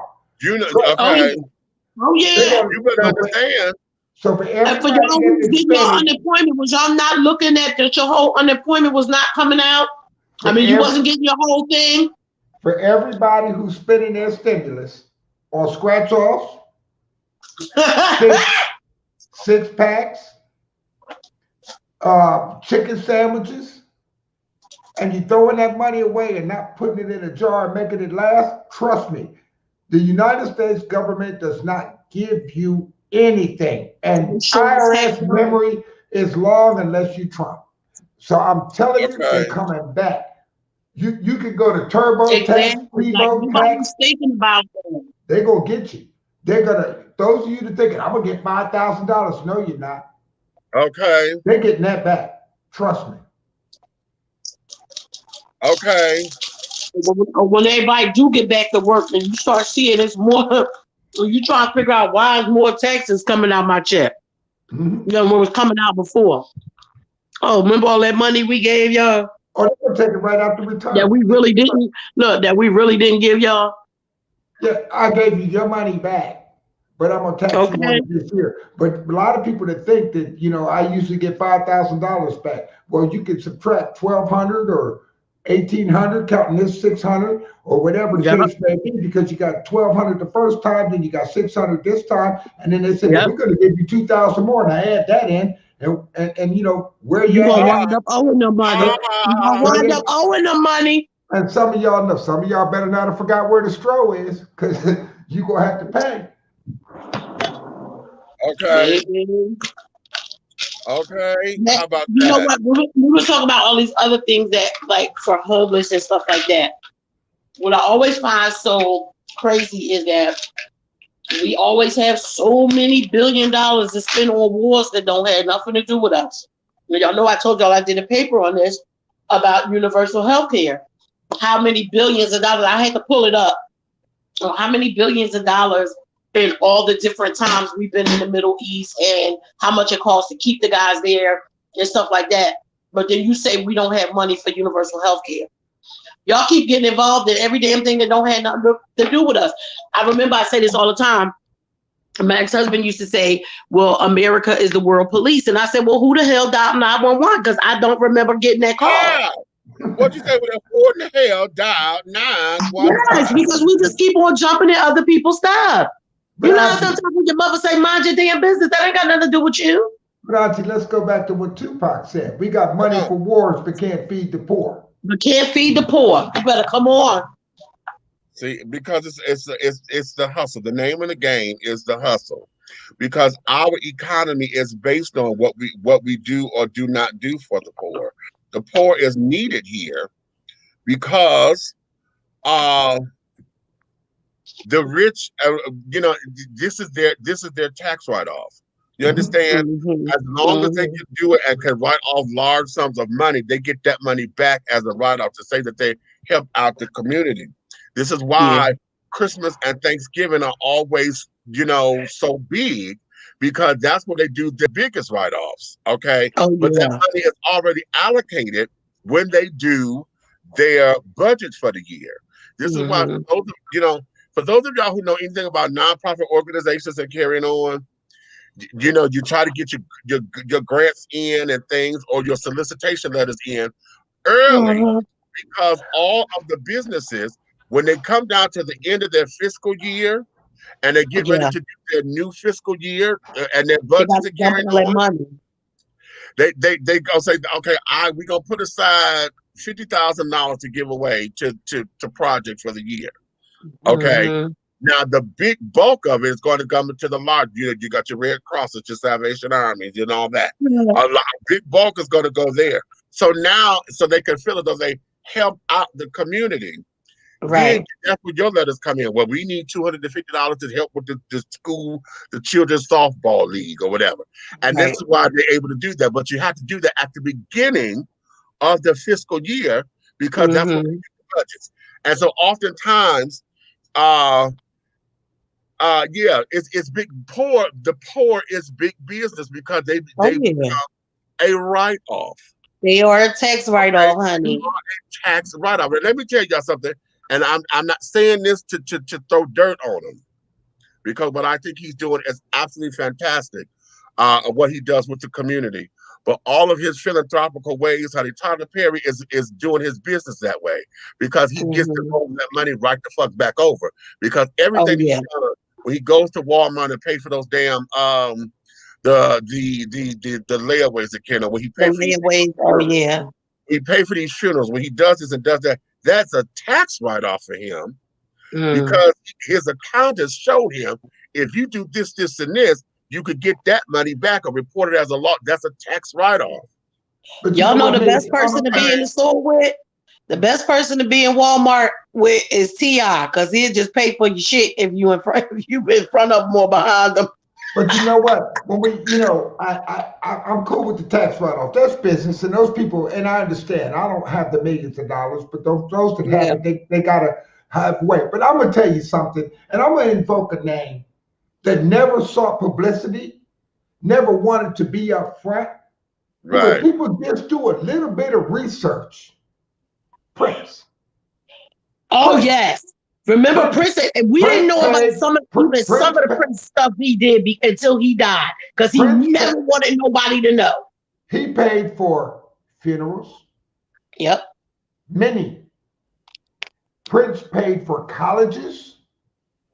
He didn't go out there and put it out there for everybody to see. Everybody did. What was the biggest attraction to Prince? The enigma. Is he gay, straight, man, woman, good, bad?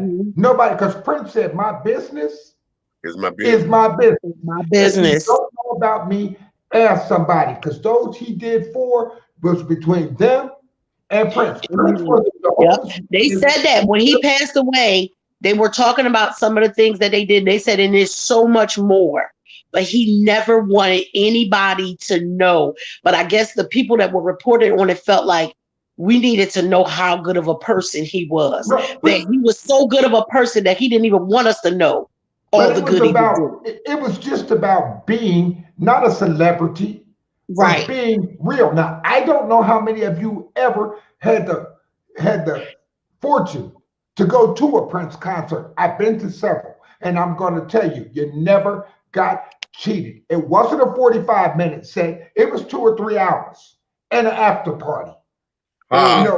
You got what you paid for. He was a Jehovah's Witness who Prince walked. You could be sitting in your living room, minding your business Saturday morning, your doorbell ring, and it might be Prince there, because he was true to his faith. And he went out there Saturday. I'm not a Jehovah's Witness. I'm not knocking it, but here, like I said, we're talking about giving and taxes and all this and all that mess. Prince was real on 100. He gave so much, and he wasn't out there in the media. Nobody, when he gave interviews, you can watch him in an interview. He said, yes, no, yes. Right. That is exactly how he would be. Okay. I don't want to get on that, but we talk about taxes, and because we living in the age of Trump, who don't pay for $750 fucking a year. You start. I'm gonna bring you up. start. I had to give Princess props. Because I feel like Trump should be locked up for tax evasion. You know how when they get the big gangsters and they can't find nothing else because won't nobody snitch on them, and the only thing they can lock their ass up for is tax evasion. If y'all lock his ass up for nothing else, he need to be locked up for at least tax evasion. Donald Trump need to be behind bars as long as they serving drinks. He needs to be back there. Period. I don't even understand. I just don't understand. I don't understand it. I don't understand. Oh, I do. We talked about I will never understand.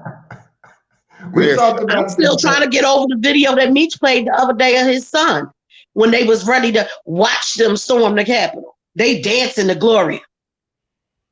Yeah, and I'm so glad that I downloaded it because they said they had erased it off the. I bet they did. They took it down. I bet they did. Hey, Meech, can I interject something? Go ahead. I don't want to hijack the narrative, but I've been seeing it on Facebook, and we didn't get all the way into it this morning the way I wanted to because we had so many other things going on. But this woman, now I'm 11-year Air Force veteran. She did 14 years. Okay. That QAnon theory and that Trump stuff and went up there to invade the White House. She was going through that window to move all the stuff, to open the door to let the rest of the terrorists in, and they put a hot one up in it. Right. Now, all these people saying, oh, she's a martyr. She died for the cause. What damn martyr? I want them to remember all the times they looked at videos of unarmed black men being shot. Well, he shouldn't have ran. He should have just done what the officer said. Isn't that what we hear? Well, there was listen, who said the other day, that's all I kept saying. I said, so you telling me the police were that restrained to only have shot one person, but these unarmed black men and women in some cases are being gunned down and they're not having any weapons, they're not resisting, they're not doing any of that. But you telling me that this whole crowd of people can storm the Capitol. Now, I'm trying to figure out how, when somebody's having a peaceful protest, I'm not talking about the assholes who start looting and stuff. I'm talking about when the peaceful protest is going on and they get tear gas and shot rubber bullets and all that kind of stuff, and they ain't doing shit.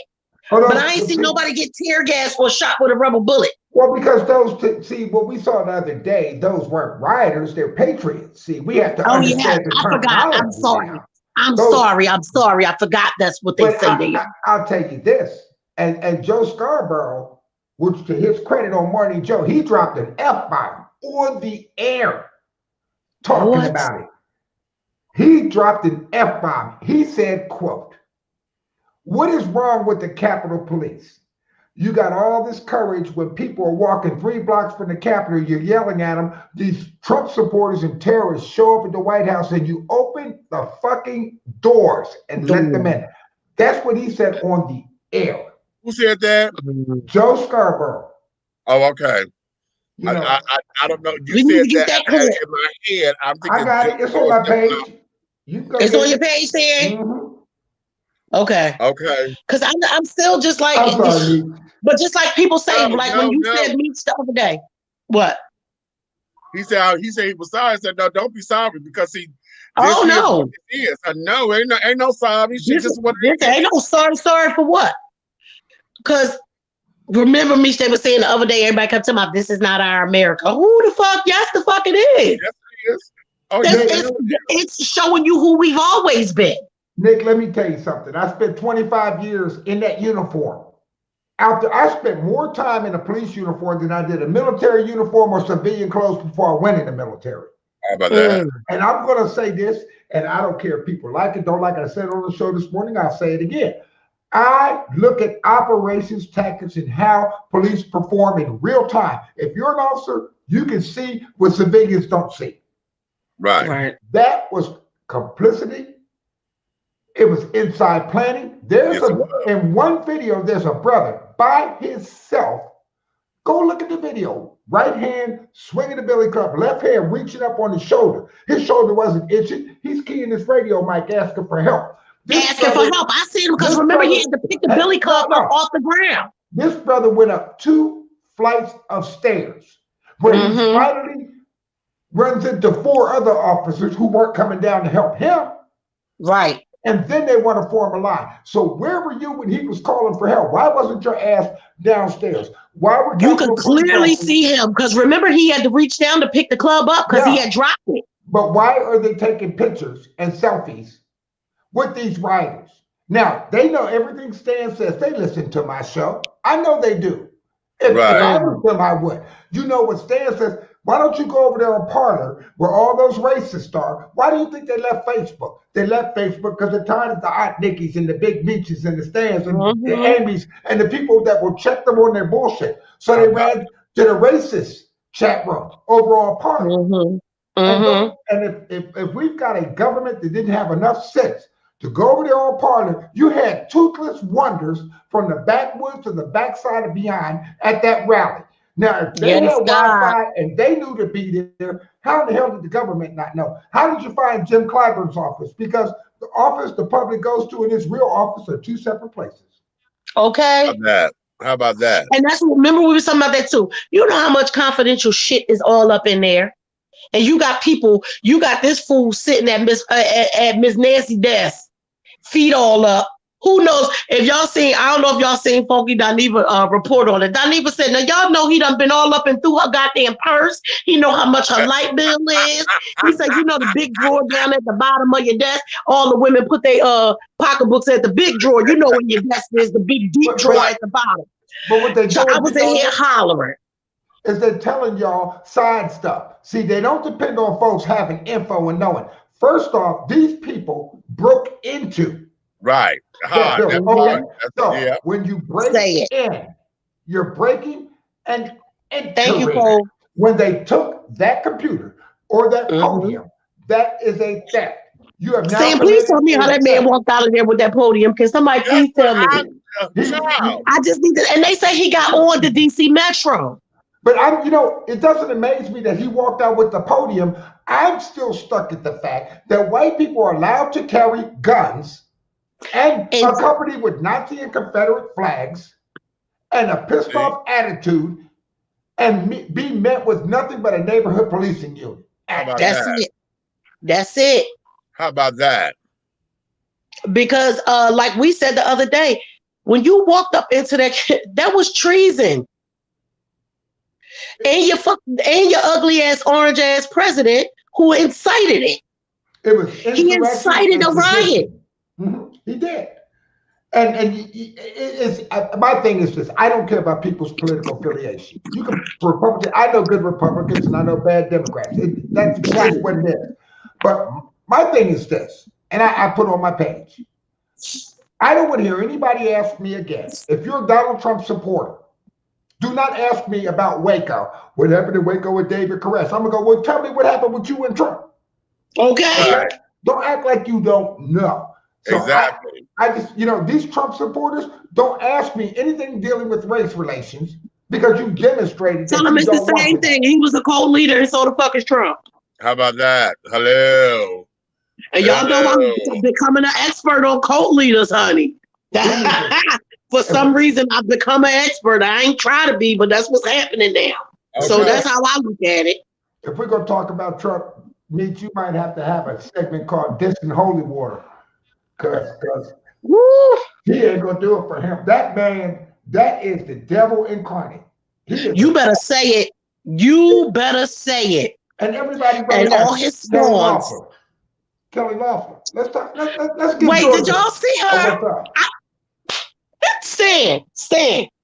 Soon as she got her crybaby ass off the podium that night, Meech, didn't I call you? I said, look at this bitch. Right. I called Meech soon as she got off the podium. I said, Meech, you see this bitch? Oh, now all of a sudden, we can't. No, bitch, until it came knocking on your door until you got scared. Now you scared. What you scared of? Right. And what you scared of? Them your people. Them your people. You was rallying with the KKK and shit. What you scared of? This is what you said you wanted. Right. This is what you said you wanted, goddammit. Now, you made your bed. Like, lay your ass down in it. Lay in it. Have a good night's sleep. This here is everything that you said that you wanted, honey. Because everything that Agent Orange had, he was transparent from the jump. He was consistently inconsistent. He was. Everything that he said that he was about, he has showed y'all, baby. Everything Yes, he did. Listen, he did not. He did not lie. So now he is who he is. He was who he was.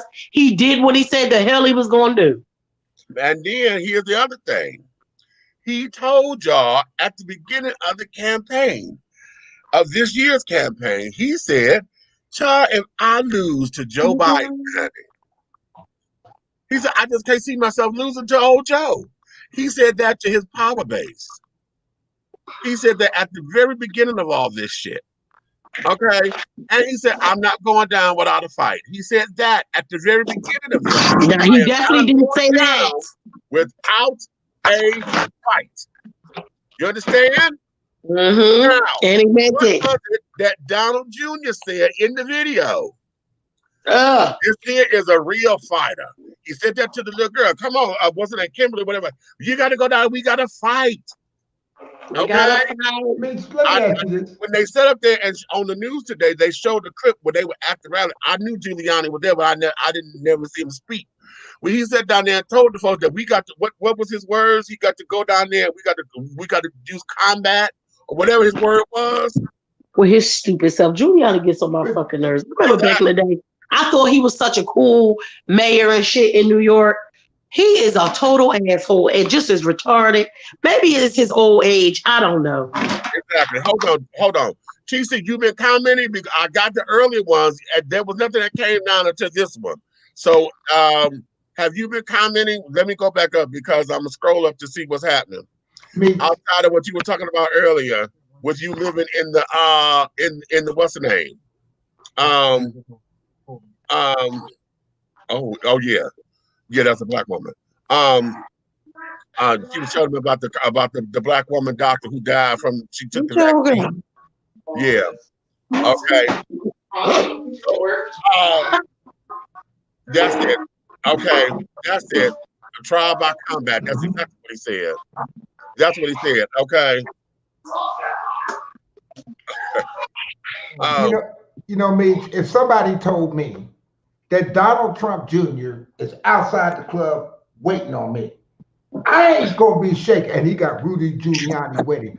Let me tell you, when all this mess was going on in DC, I had friends. Man, are y'all okay in Atlanta? I said, "Whoa, understand something about Atlanta.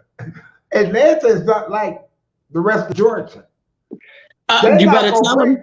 You're not. Atlanta is black capital of the United States. You are not going to bring that drama here. We got black folks that are white folks here.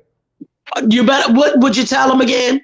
You know, this is not your grandfather's city. If they're not going to bring that, if you don't believe it, look at what we did election night.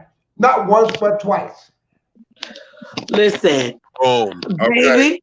I said, look, I said, we went from Bloods to Crips up in this place, but you ain't gonna do it here in Atlanta. Baby, we got blue peaches, honey. We got and we went from Bloods to Crips, and they went from Cuz to Cripple. All the matter of a couple of votes. So now, wait a minute. I'm gonna go up in here because she done brushed her hair, honey. I brushed my hair, y'all.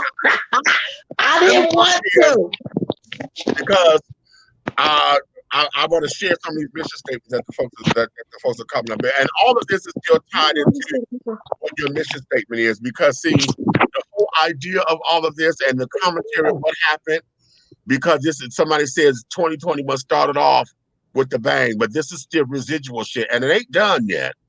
We ain't done because we got to get through. We got to get through January 20th. Once we get through the inauguration, then We got to now buckle down because see, all of the children who are up in arms are going to stay in arms because now we got to get through it.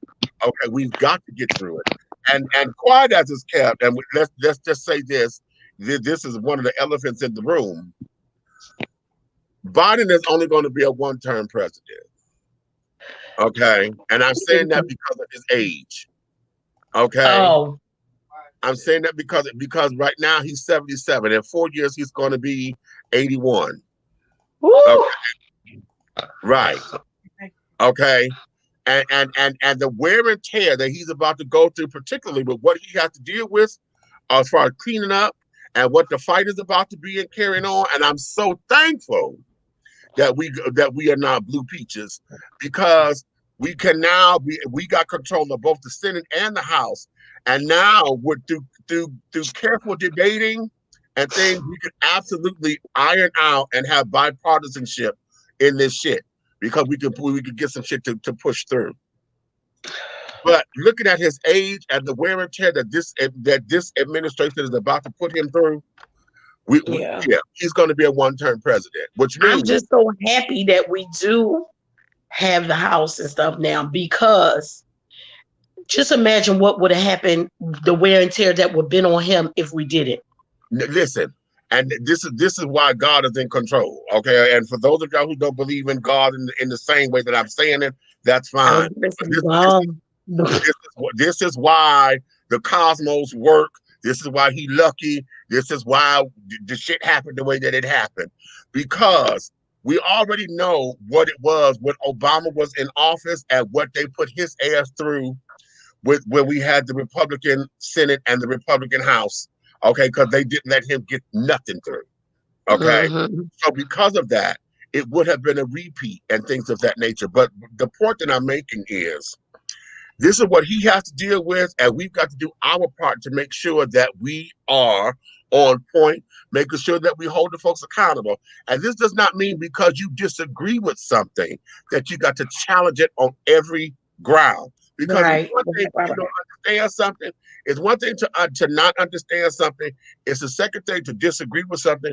It's the third thing when you're just being an ass and don't want it done because somebody else said it needs to be done. Right, because you're not even trying to understand it. That's what we talk about all the time. Just because you don't understand it means it's wrong. Right. It means you need to get a better understanding so that you can comprehend what's going on. So you can't combat something you don't understand. And you don't even know what's going on. How you mad at it? You don't even know what's going on. And some people are just plain ass evil and do understand it. Hello, Mitch McConnell. And we got the Democratic Mitch McConnell. So we do. You know, I just want people to understand it's not just an all Republican thing because as black folks, it's not. We have to keep letting people know that it's not just Republicans. Yeah, but we have not fared all that much better under Democrats either. Now, let's talk about the crime bill. Biden wrote it, and Democrats pushed it, and we still got brothers locked up. Wait a minute, so I mean, wait, because see on that, because we talked about that before. Democrats pushed it, and so did black folk. Yep. So the clergy. The black clergy, all the powers that be, and that motherfucking black congressional Congress. Push that damn crime bill through. So that bullshit. And we need to make sure that black folks, and not just so much us as much as it is the rest of America right now, understands that Democrats, you don't necessarily have us on lock, okay? Say that. So you don't. That's why I think they need to be getting rid of party. You don't know what we're gonna do.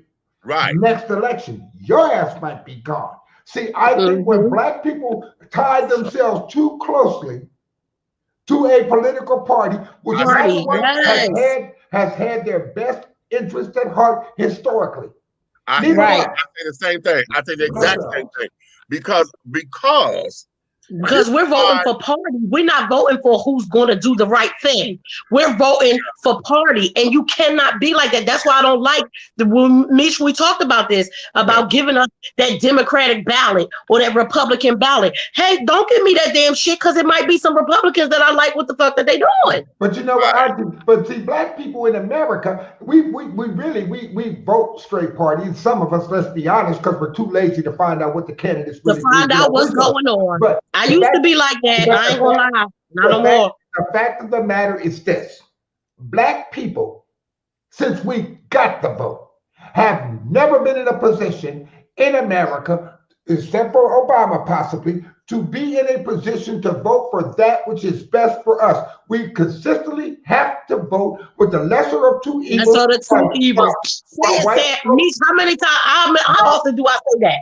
While white folks get to vote for status quo or comfort, we have to choose between the lesser of two evils. And that is voting, and that should every time.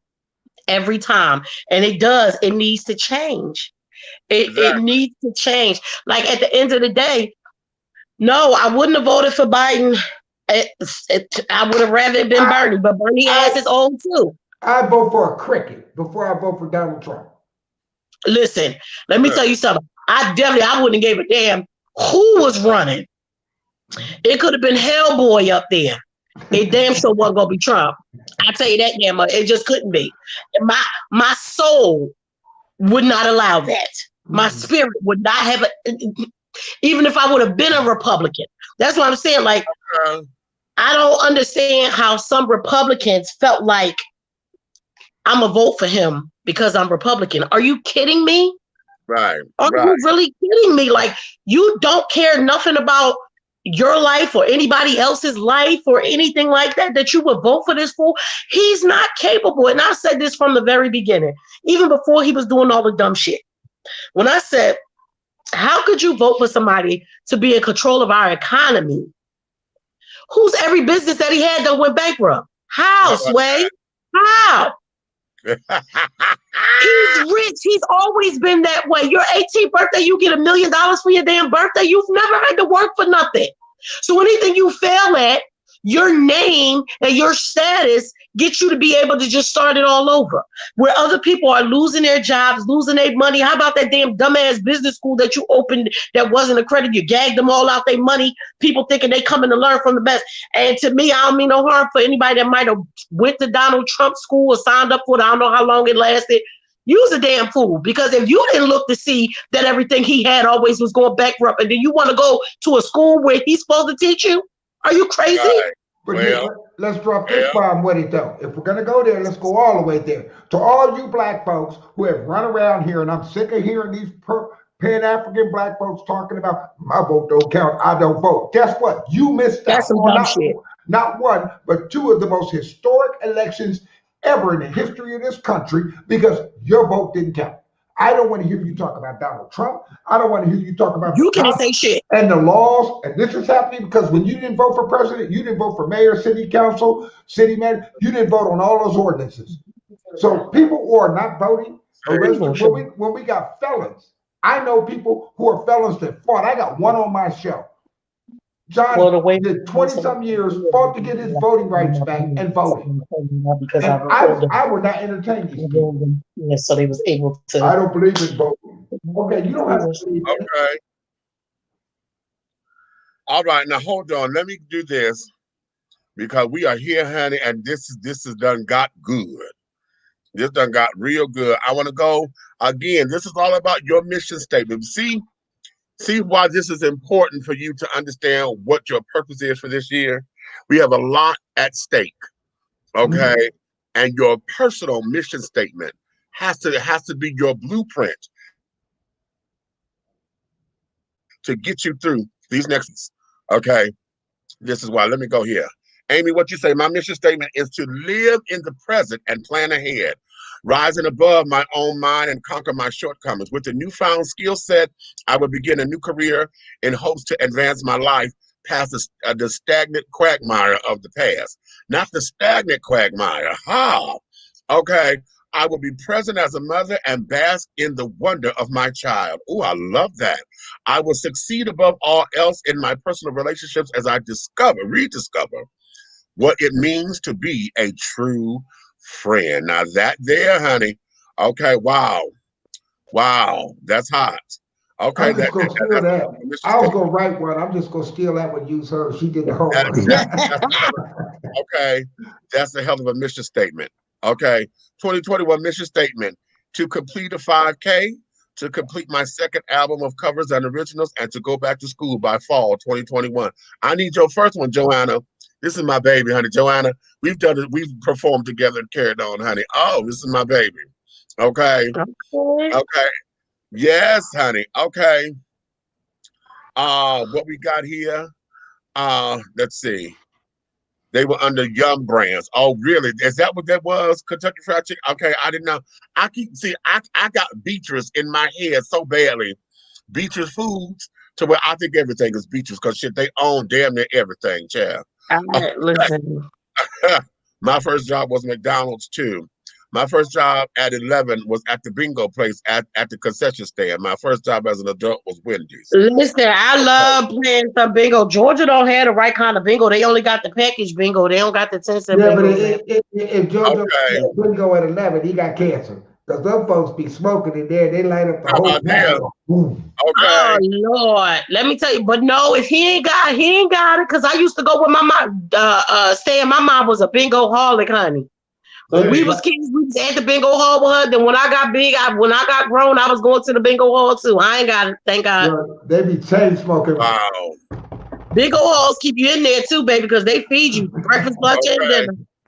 Well, Amy said there were warmers in McDonald's that hold the meats. There was a timer that when it goes off, you had to throw out the food. If you eat the food, you were fired. If you eat the food out the trash, you were fired. Mm-hmm. Okay, yeah. Okay, the thought process is that you're stealing if you make too much and eat the excess. Lord, ridiculous. Okay, ridiculous. That was a great show, man. My dad was agreeing with everything the panel said today. Oh, okay. Thank you. I start setting alarms for your damn show. You know, we get off the air so late at night. I don't be up when your show come on. Always gotta watch it after. Look. Okay, so Amy got stimulated today, honey. You got stimulated, girl. Oh, I hear that. Amy, I love you. Break me out some of that stimulus. Okay. Listen, you know what? The unemployment and stuff, I'm still looking for mine to come through as well. Yeah, me too. Because it won't let you go into the thing. So really? Yeah, like it won't let you go in. It stopped. So it said like it's done. So I guess for the extra 300 or whatever they said it was going to be, that would be like, remember in the beginning when we got it and we were getting the extra with it? Yeah. So I guess it will just show up on your card like that. And just wait for the alerts because you can't apply. You can't. And it's taxed, so that 300 is going to become 252. Right. I was getting ready to say because I know my actual check was always taxed from what I was supposed to get to what actually came in mine. It was taxed every time. Yeah, that's real good. Trump should pay every American for the trauma and anxiety he has caused. Our mental health. Yes, he done gave us all. If you didn't already have PTSD, baby, you got it now. You know, there's only two types of Americans: those on unemployment and those on some employment. You know, I mean, I work a part-time job.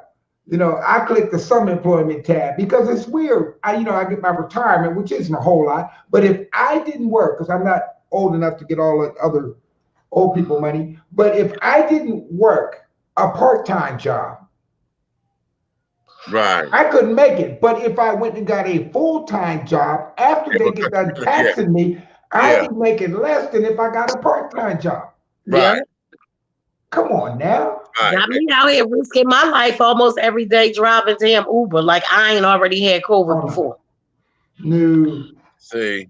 I gotta see. Listen, if I don't be choking from all the disinfectant spray and wipes and everything after each pet, listen.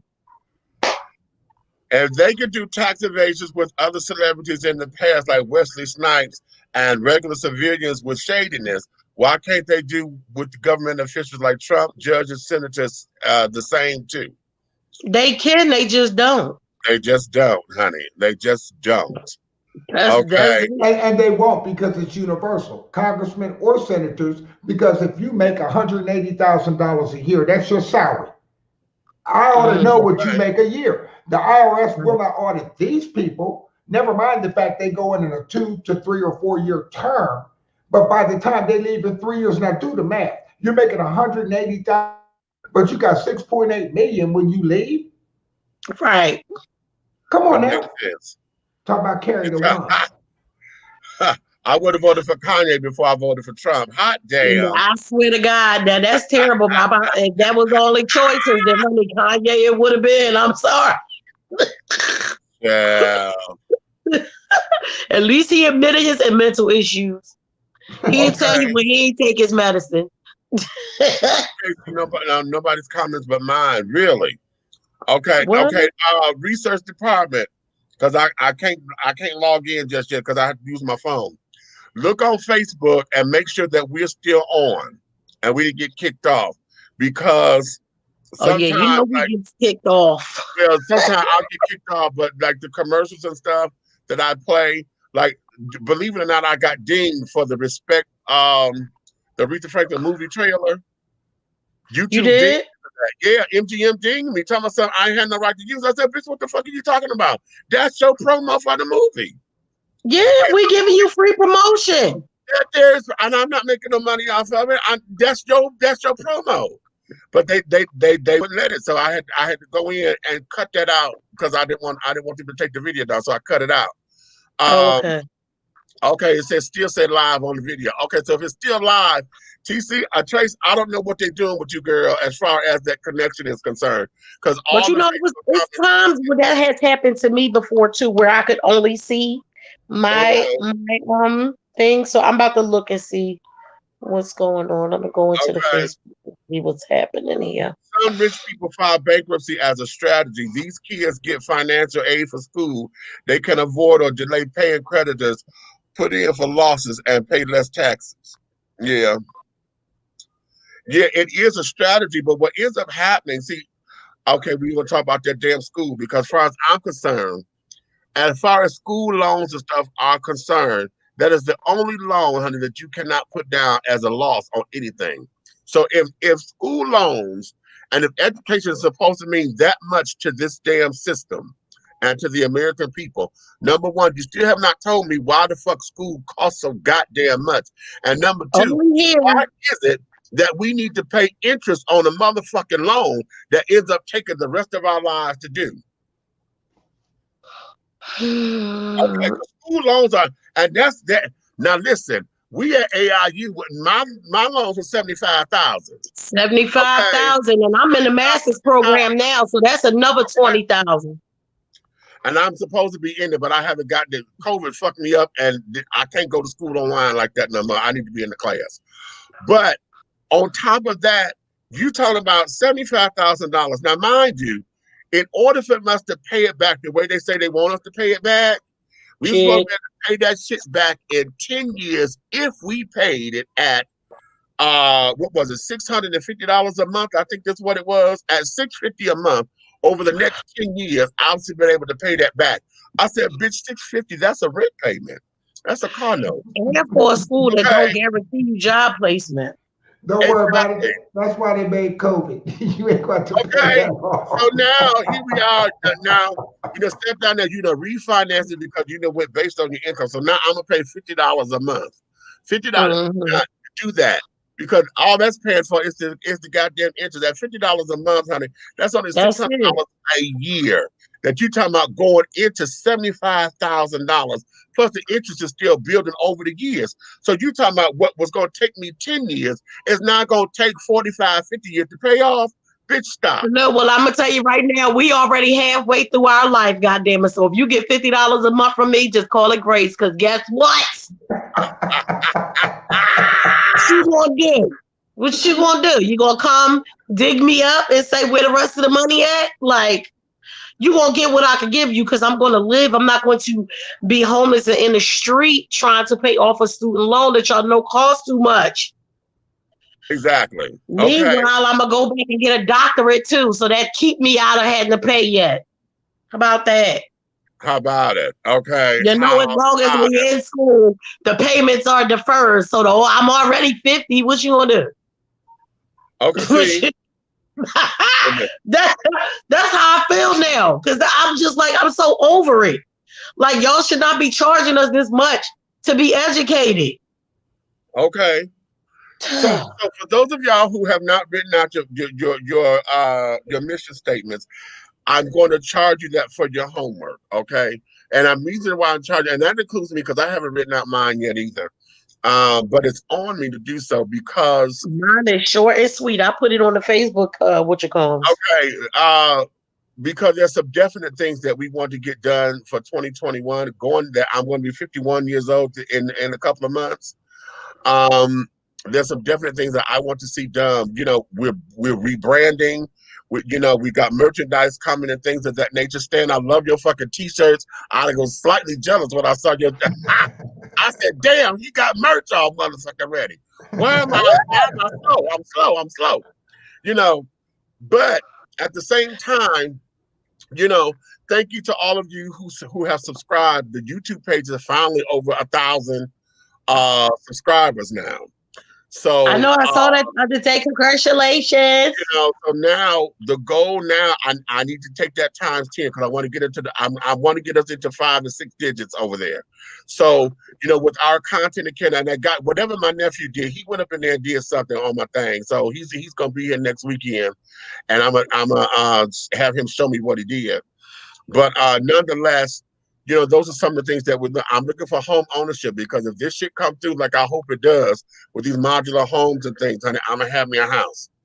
Okay. I'm gonna have me a house because that there is where I got to come out this apartment because I'm outgrowing it. Number one, number two, what I love about it is that it has shown me stability, honey. I have been here for, let's say, I would have been here in Atlanta now for 14 years come March 31st. And that means I have been here in this apartment for 13 of the 14 years I've been here. So I'm stable, okay? But I've outgrown it. No, okay. Eric, he is not 1,000 views. He has 1,000 subscribers on YouTube. Okay. Finally, I can check in fully. We've had shows that's been over 1,000 views because the Nature Boy show was over 1,200 on my page. Yeah. So yeah, we've had that. So, you know, in understanding what this is, there's some goals that I want to hit this year and carrying on. I would like to get started on my third book that's in my spirit now, to write a third book. But this time it's going to be an actual novel. Ooh. It's going to be y'all know I've been working on the children's books since putting Liliana's together first, and we on the second one now. Okay, right. You've been there, yeah. Gee, you know, yeah. I've been, yeah. Can you stand it? Okay. Yeah, I lived in my last apartment for 10 years. Yeah, and it's not that I have not. Now, I want y'all to hear this. It's not that I haven't tried to move, because I have tried to move here before. I got blocked. Okay, by the apartment complex. How about that? Oh, man. Hey, Beach, mine is I've been working on my autobiography now for about 8 months. Really? And I'm actually at a block right now because I got to wait till the lawsuit's over, because I'm at that point in the book. So I don't know what I can or can't talk about. Can I say? The title is called, you remember the old original Birth of a Nation? Yeah. Okay. The title that I have is called Birth of a Notion, the criminalization of Black America. Oh, come on. Oh, I can't wait till you get done. That's going to be a good one. Of a notion. Okay, now you know, come on here, because that's going. I haven't done a book review and carried on in a long while, because on the radio show, I'll send you where I'm at now. You can't share, but I'll send it and let you read it. And if you want to know about me, I mean, it tells who my mom and dad were, why I am the way I am. You know, I want the book to be, because I can never tell you I'm going to write another one. But I want it to be when people see me or see the show or say, who is this guy? When you read that book, you see who I am and why I am the way I am. Now, you may not never, I don't care if you read it. If you buy it, that's your money. But, you know, the point is, I would much rather leave something, because my granddaughter will want to know, well, who was Grandpa beyond what she sees of Grandpa. And see, and it's just something when you tell all and you're straightforward. There's nothing like when people say, well, who do you think you are? I just look at them and go, Google me. Okay, come on. Google me and scroll the whole first page. I love that. T.S. Madison say that all the time, but you don't know what Google me, honey. And I love that. Wait, but I love what Stan just said. He said, but I don't care if you, as long as you buy the book. Because Stan, when I did Liliana's her little movie trailer for her book, it looks like she's about to read the book. And she said, I would read you the book, but then you might not buy it. And look, I ain't even coaching to say that one. So I'm not telling you nothing. You could buy it and read it. And you know, Nick, having a book and not reading it, it's like having a gun with no bullets. Don't blame the gun. You didn't load it. Okay? Yeah, so, come on. You look dumber with the book sitting on the table unread than you do if you didn't buy it. Oh, you know what? Hold on. Darling, come here. Go over here on the chair over there. Give me that book, that white book. What you got? I'm finna show y'all because see, you opening up the Book of Life. About that, okay. Long as our names is written in it, honey. Long as we written in it. Well, you know what? As far as that is concerned, because I'm always pushing my two books that I need everybody to get, honey, because you know we got stuff up in here that I really believe will help you. You know, mine. This is book 2, Revelations, Affirmations, and Confirmations, and the first. That's book, my book right there. Epiphanies Along a Spiritual Journey. Okay, this here would give you ideas of my thought processes of how it is that I work it in. This is jewels to take for self, edification and matriculation. But I'm finna get into this book here because y'all know I'm on the verge of doing my part to help rebuild Black Wall Street and to build gay Black Wall Street. Okay, and this is from Dr. Claude Anderson, Powernomics.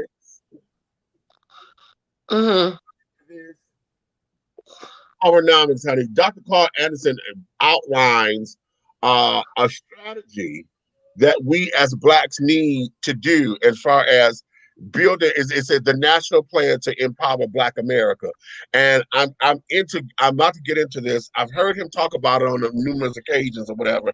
My goal is to get him on here to talk about it, but I want to get into the book so that we can do that. So my job or my what I'm going to ask everybody to do, if you've not heard of it before, go get it. I bought it off Amazon. If you haven't, let's read it together so that we can make this a discussion piece. I'm not going to say part of the book club, but if we want to do a book club, honey, okay, we could do that, and then we can move forward so that we can do those things and make that happen, because that's part of the mission for 2021, honey, to get some shit out there to where we can build. We can build. For those of you who got good foundations, I think a lot of us have said that we done got our foundation and stuff together. You know, I did this, okay, I got this, I'm about to do this, I'm about to do this. Okay, so you know your foundation. The thing of it is what now, how do you start to build? Are you using bricks? Are you using wood? What's going on? I have to head out. Catch you guys on the next one. Amazing show tonight. All right, take care of the baby. Okay, thanks, Amy.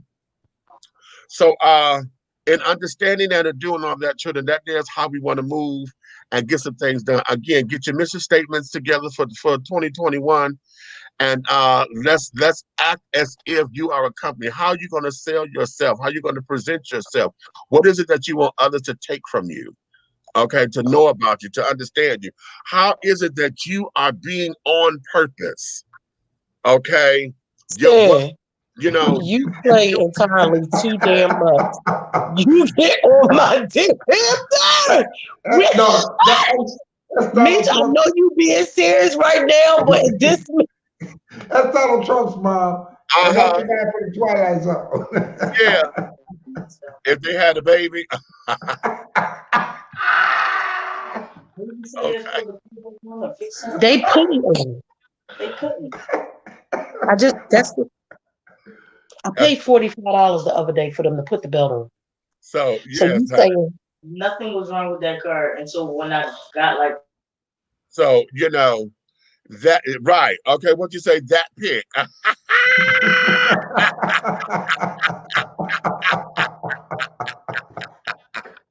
Okay, so that there is basically that, honey. You know, basically that. So my tea leaf readers, I listen, because if we can go on and carry it on, but child, I think that one of the things that has really taken us abreast is now we've had the oh my God moment where we done popped our eyes and carrying on, whether you expected it or not, whether you believed it was going to happen or not, is one thing.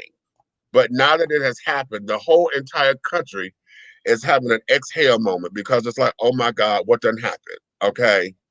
And now that it has happened, what are we going to do to pick up the pieces? Ain't that what the song said? Pick up the pieces, pick up the pieces. Okay. So what are we going to do now? So that there's where your mission statement comes into play. You have to make sure that you are intentionally on purpose. Okay. Intentionally on purpose with how you're going to come and attack 2021, how you're going to make it work for you. Okay. How are you going to make it do what it's got to do for you? How are you going to show up in it? Life shows up so that you show up. Okay. We got shit that happens to see what you're made of. Okay. And they always say, what don't kill you, make you stronger. But sometimes I'm going to tweak that a little bit, because sometimes it don't make you stronger. It may make you lazy, because some folks want to check out because they don't know which way to go. It'll make you stagnant. Stop. Is that what you looked like back in the day, Chad, when you had? No. Me and my wife were in New Orleans, and that was before I went. I was FaceTiming with my granddaughter, and I was going out as Prince.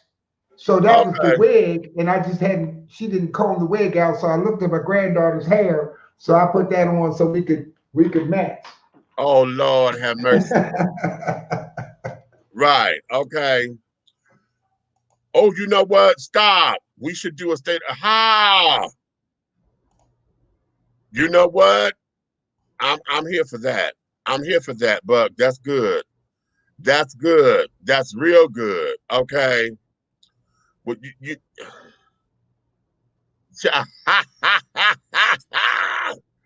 you stupid. But that there is where we are with a lot of this children. So I'm going to have some fun with that. I'm going to have some fun with that. So having said all that, my darling, yeah. Let me let you guys go ahead on and get together, because I'm going to sit down here and have a woosah moment. You know, I'm going to have a woosah moment. A state of the union, a state of our union. That there, I like that, Buck. I like that because, you know, for those of y'all who don't know, who never seen Billy Porter's State of the Union, or you know, from a gay perspective, I forget how it's titled. They're up on YouTube. He's going to do one for this year as well. He said that in our interview that he was commissioned to come back and do that again, and I think that it's needed and it's required. But here, I think we need to do that as well, to come up and say, hey, let's look at this thing, you know. Let's be intentional. I'll keep repeating that because I need that to resonate. Let's be intentionally on purpose. Let's be intentionally on purpose. And when you do that, that means that you have vision, you have foresight, and you have a plan of action that then you can start to work on, to move, to mobilize you, so that you won't get stagnant. Because one of the things that happens when we become overwhelmed, You know how it is when you're on a roller coaster and to catch your breath, you tighten up this, that, and the other. Well, oftentimes you stay like that and don't know how to breathe. I'm asthmatic, so y'all know shit. That's what causes the damn attack, because you get so tight, and then when you try to breathe, now you get so off kilter to where your bronchial tubes don't work right, and now you can't breathe. And now when you cough, you start to see red specks. That's because you're out of oxygen. Okay. So that's why we can't let this overwhelming moment stagnate us or take our breath away to where we forget to breathe.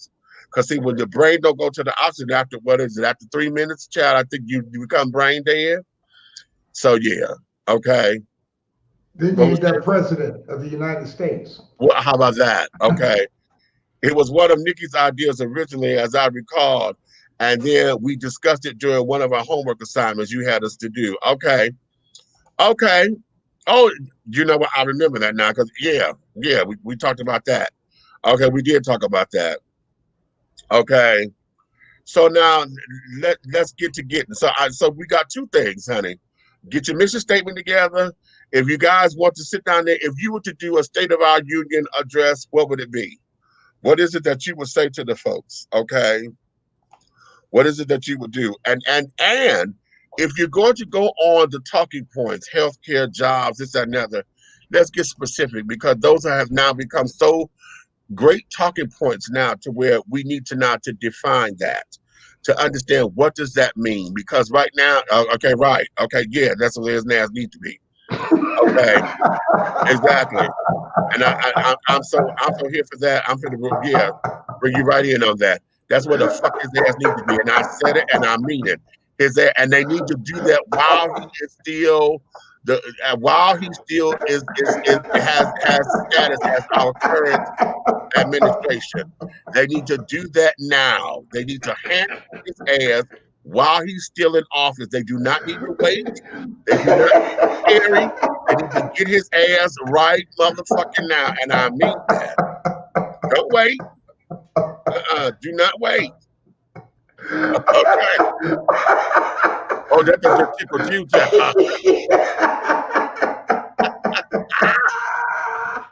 Right. Yeah. Yeah. Okay. Oh, right. The face, though, brother. I know. Right. Yeah. Like he's shot. Okay. Right. Okay. Exactly. Oh, man. Okay. That face. So listen, all of us need to do on Inauguration Day, we need to go chant it. You about to lose your job. You about to lose your job. That needs to be what we chant in on. Cause right with okay. Okay. Okay. Yes, honey.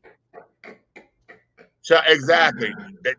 But my whole thing is they need to do it right motherfucking now.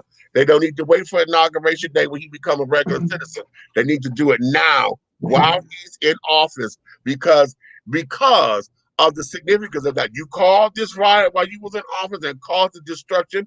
You're responsible. Those deaths are on your hands. He needs to go right as an enemy of this motherfucking country. You need to do it right now. Well, if you get him now, you ain't got to worry about catching him on the phone because Twitter blocked him.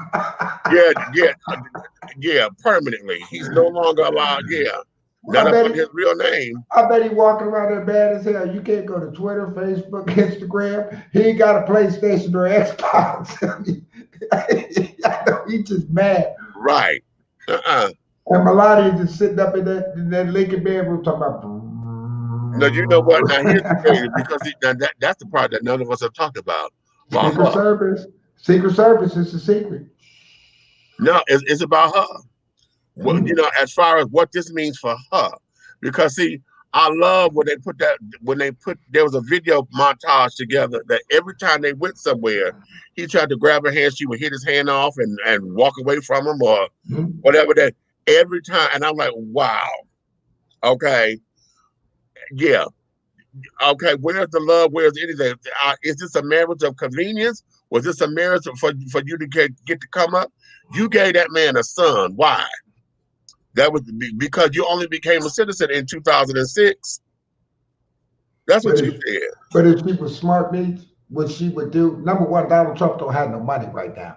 Once Vladimir Putin says, pay me, you know, if I were Melania, I would go to every single inaugural event that a current or former first lady should go to without him, just to make him mad. Then I would file for divorce and say, I don't want nothing from you. And then I would write a tell-all book. Get her money that way, yeah. Mm-hmm. Yeah. Okay. On a serious note, if they went after him now, he couldn't. No, not on state charges. No, honey. Not on state charges. Georgia has state charges coming. The Southern District of New York has state charges coming. Oh no.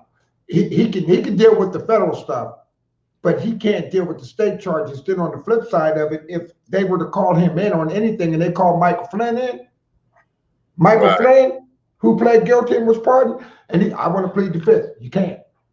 Sorry, buddy. Right. You're a convicted felon. You can't plead the fifth. Right. So we're not going to get Trump on nothing federal, but they are going to get him. Southern District of New York, that lady up there, that sister been patient for 2.5, 3 years. Oh, yeah. Wait. And then he came to Georgia and messed up. And this is the wrong state. You didn't lost your presidential election and your Senate behind Georgia, behind this county area. Right. Oh, no. Right. And that sister is waiting. She was on TV the next day. She said, oh, yeah. Right. She said that part. We waiting. Right. Okay. Oh, well, ladies and gentlemen, honey, I'm finna ready to have a little woosah moment because I think we have just nailed this home and things of that nature. I was gonna do the cards, but you see what the leaves are, honey. We had some real good tea up in here. Okay, some real good tea.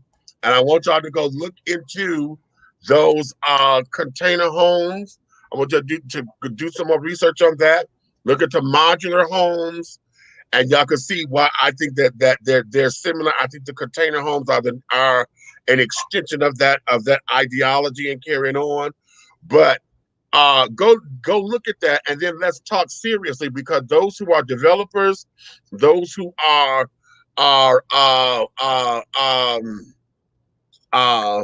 economic developers of your towns and carrying on, if you work for the city, let's look at those things, because if we really want to sit down there and end homelessness or provide an avenue for folks to become homeowners, okay, we have to come out of the box and we have to think. And then if we're talking about this is a win-win as far as I see it, because if we're talking about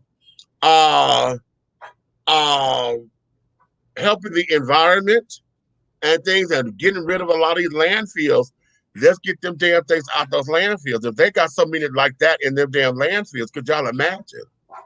Okay, and those, they said those are the ones that's in the landfill that cannot be used anymore, but we still got shipments and stuff all damn day.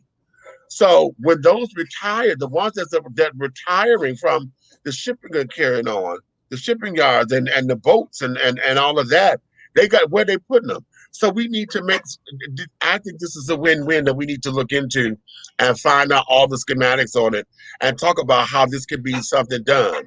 How this could be done, especially when we're looking at trying to save the planet. You know, hell, y'all keep fucking up the damn trees, and then what fires we got? We can't get the lumber. Okay, again, because we got to plant more trees and things.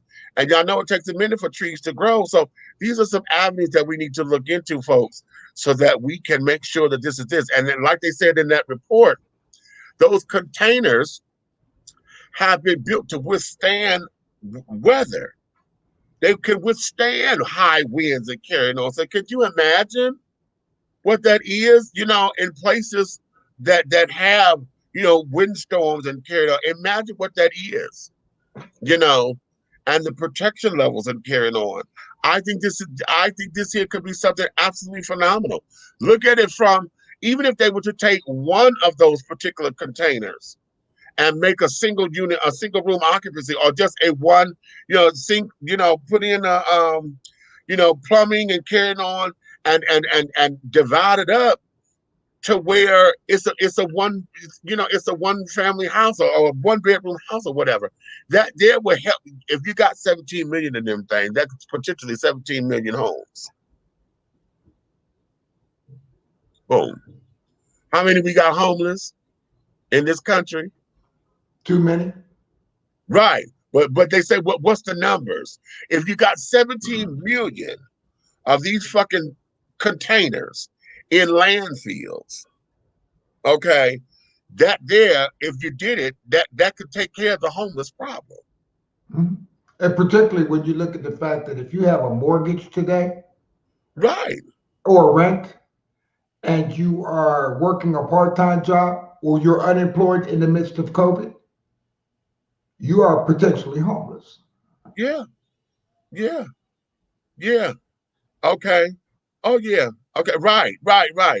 They are good as retainers of heat as well. Good for energy costs. That's what the woman was saying. Steel and carrying on as a conductor.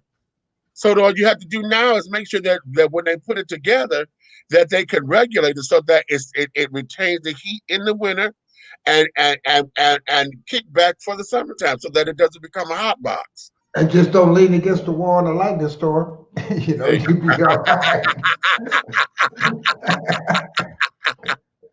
Get that blowout, poof. Right.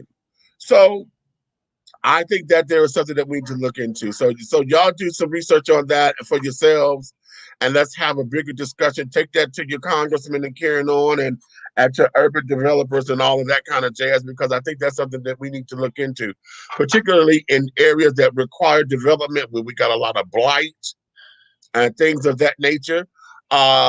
We need to look into that, because a lot of times we got the blight because, number one, I know for us, part of the thing is you have homeowners that can't be found. Okay, so the city can't do nothing with the property because it would be illegal, because the homeowners didn't do it. They got to find out who owned it, if they're going to sell it, or blah, blah, blah, blah, blah. And it becomes red tape. And then the cost to tear it down. It costs a lot of money to tear a building that's dilapidated and falling down anyway.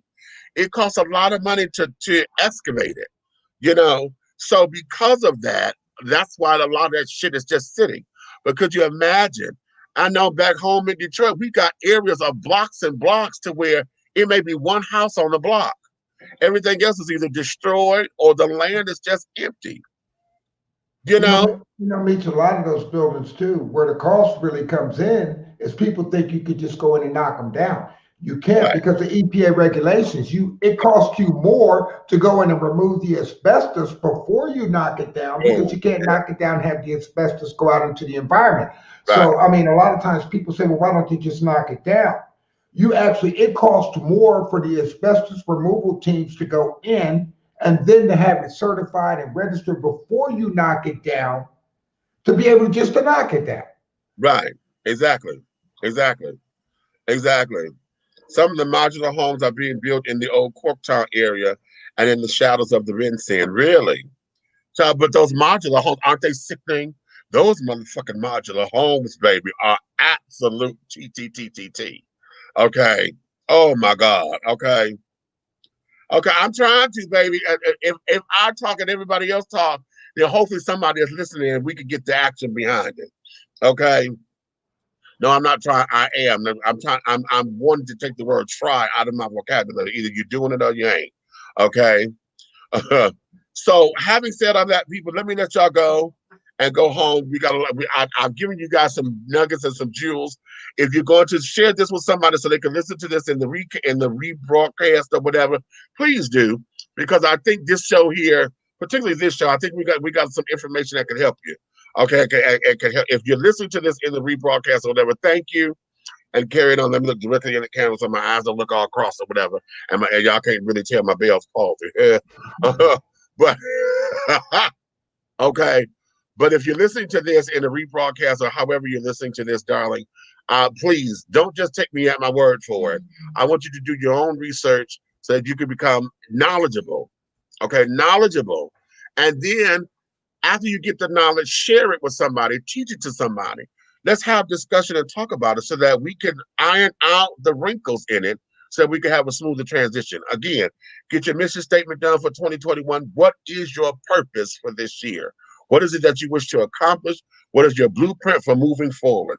Let's get that done, honey, and let's have a successful 2021. It's got to be creative because we're still in a pandemic, and I don't think that we're going to get out of this until this time next year. But we got to get creative so that it doesn't stifle us and it doesn't keep us overwhelmed and we act like we don't know what to do. We didn't have almost a year to really maneuver and try to get through it. But now let's take and do it the right way. Wear your masks, okay? Make sure you wash your goddamn mask, okay? Wash the damn thing. That's why they keep telling you, if you go use the cotton ones, get them. If you use the disposable ones, throw the goddamn things in the trash, please. I get tired of seeing this shit all over the goddamn streets. We can't go out there to clean it up. They're not creating jobs, damn it. The street sweepers was getting paid for it. Now they got laid off. We ain't got no jobs. So listen, throw them in the trash. Okay. Throw them in the trash. And let's make this thing happen, okay? Make sure. Hand sanitizer, honey. Yeah. Okay. Although this is piss poor because it's so loose. I can't stand the ones that's real loose, the way it look like water, but it's all alcohol or whatever. So, it makes a mess. But make sure you keep your hands. Wash your hands. Okay. Wash your hands. Okay. Hand sanitizer is cute. Now, this here is when you're out and about and you can't get to a bathroom. But anytime you get to a bathroom, wash your goddamn hands. Okay, use the soap and things of that nature. If you don't have hand sanitizer, they got the wipes, they got the cute little wipes and stuff now.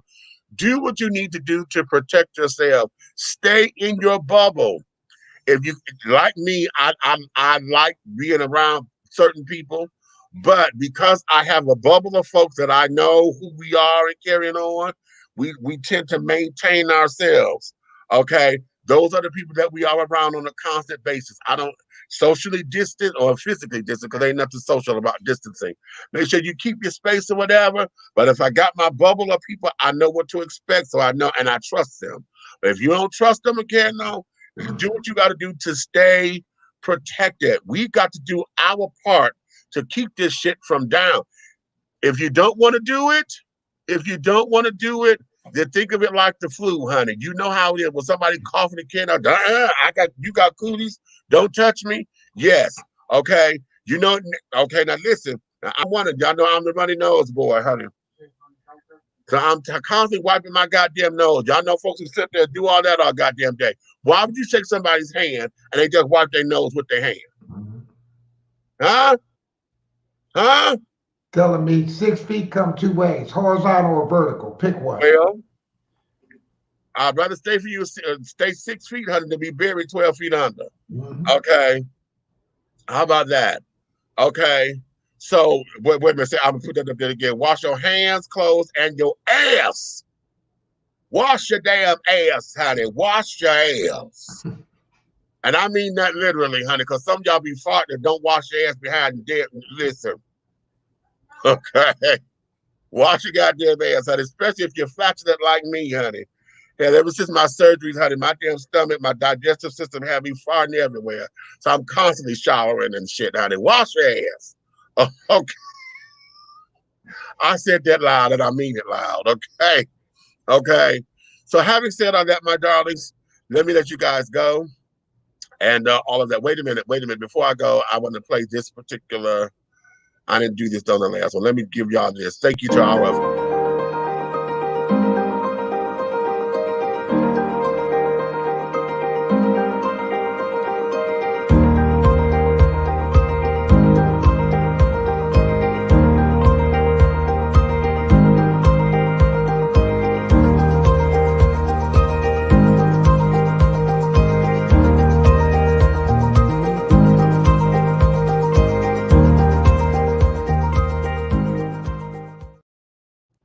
Yeah, just a shout out to all the affiliates, honey. So on that particular note, honey, let me let you guys go home, honey. Oh, you may finish all of your crumpets, darling, because the tea has been dished. And you've been dishing tea right here with Big Meech and Aunt Nikki and our special guest, our correspondent over here, Mr. Stan Mason, honey, from behind the blue wall. And in the absence of the big red fella, honey, that there is what it is, honey. If you love me, tell a friend, honey. If you hate me, tell all your motherfucking enemies. But do know this, one way, shape, style, form, or fashion, honey, everything that we're doing over here will move forward. Again, get your mission statement done, honey, for 2021. Make sure you are intentionally on purpose. And on that note, honey, wait a minute. Can I do it? Do I feel like, chat? I don't feel like doing a little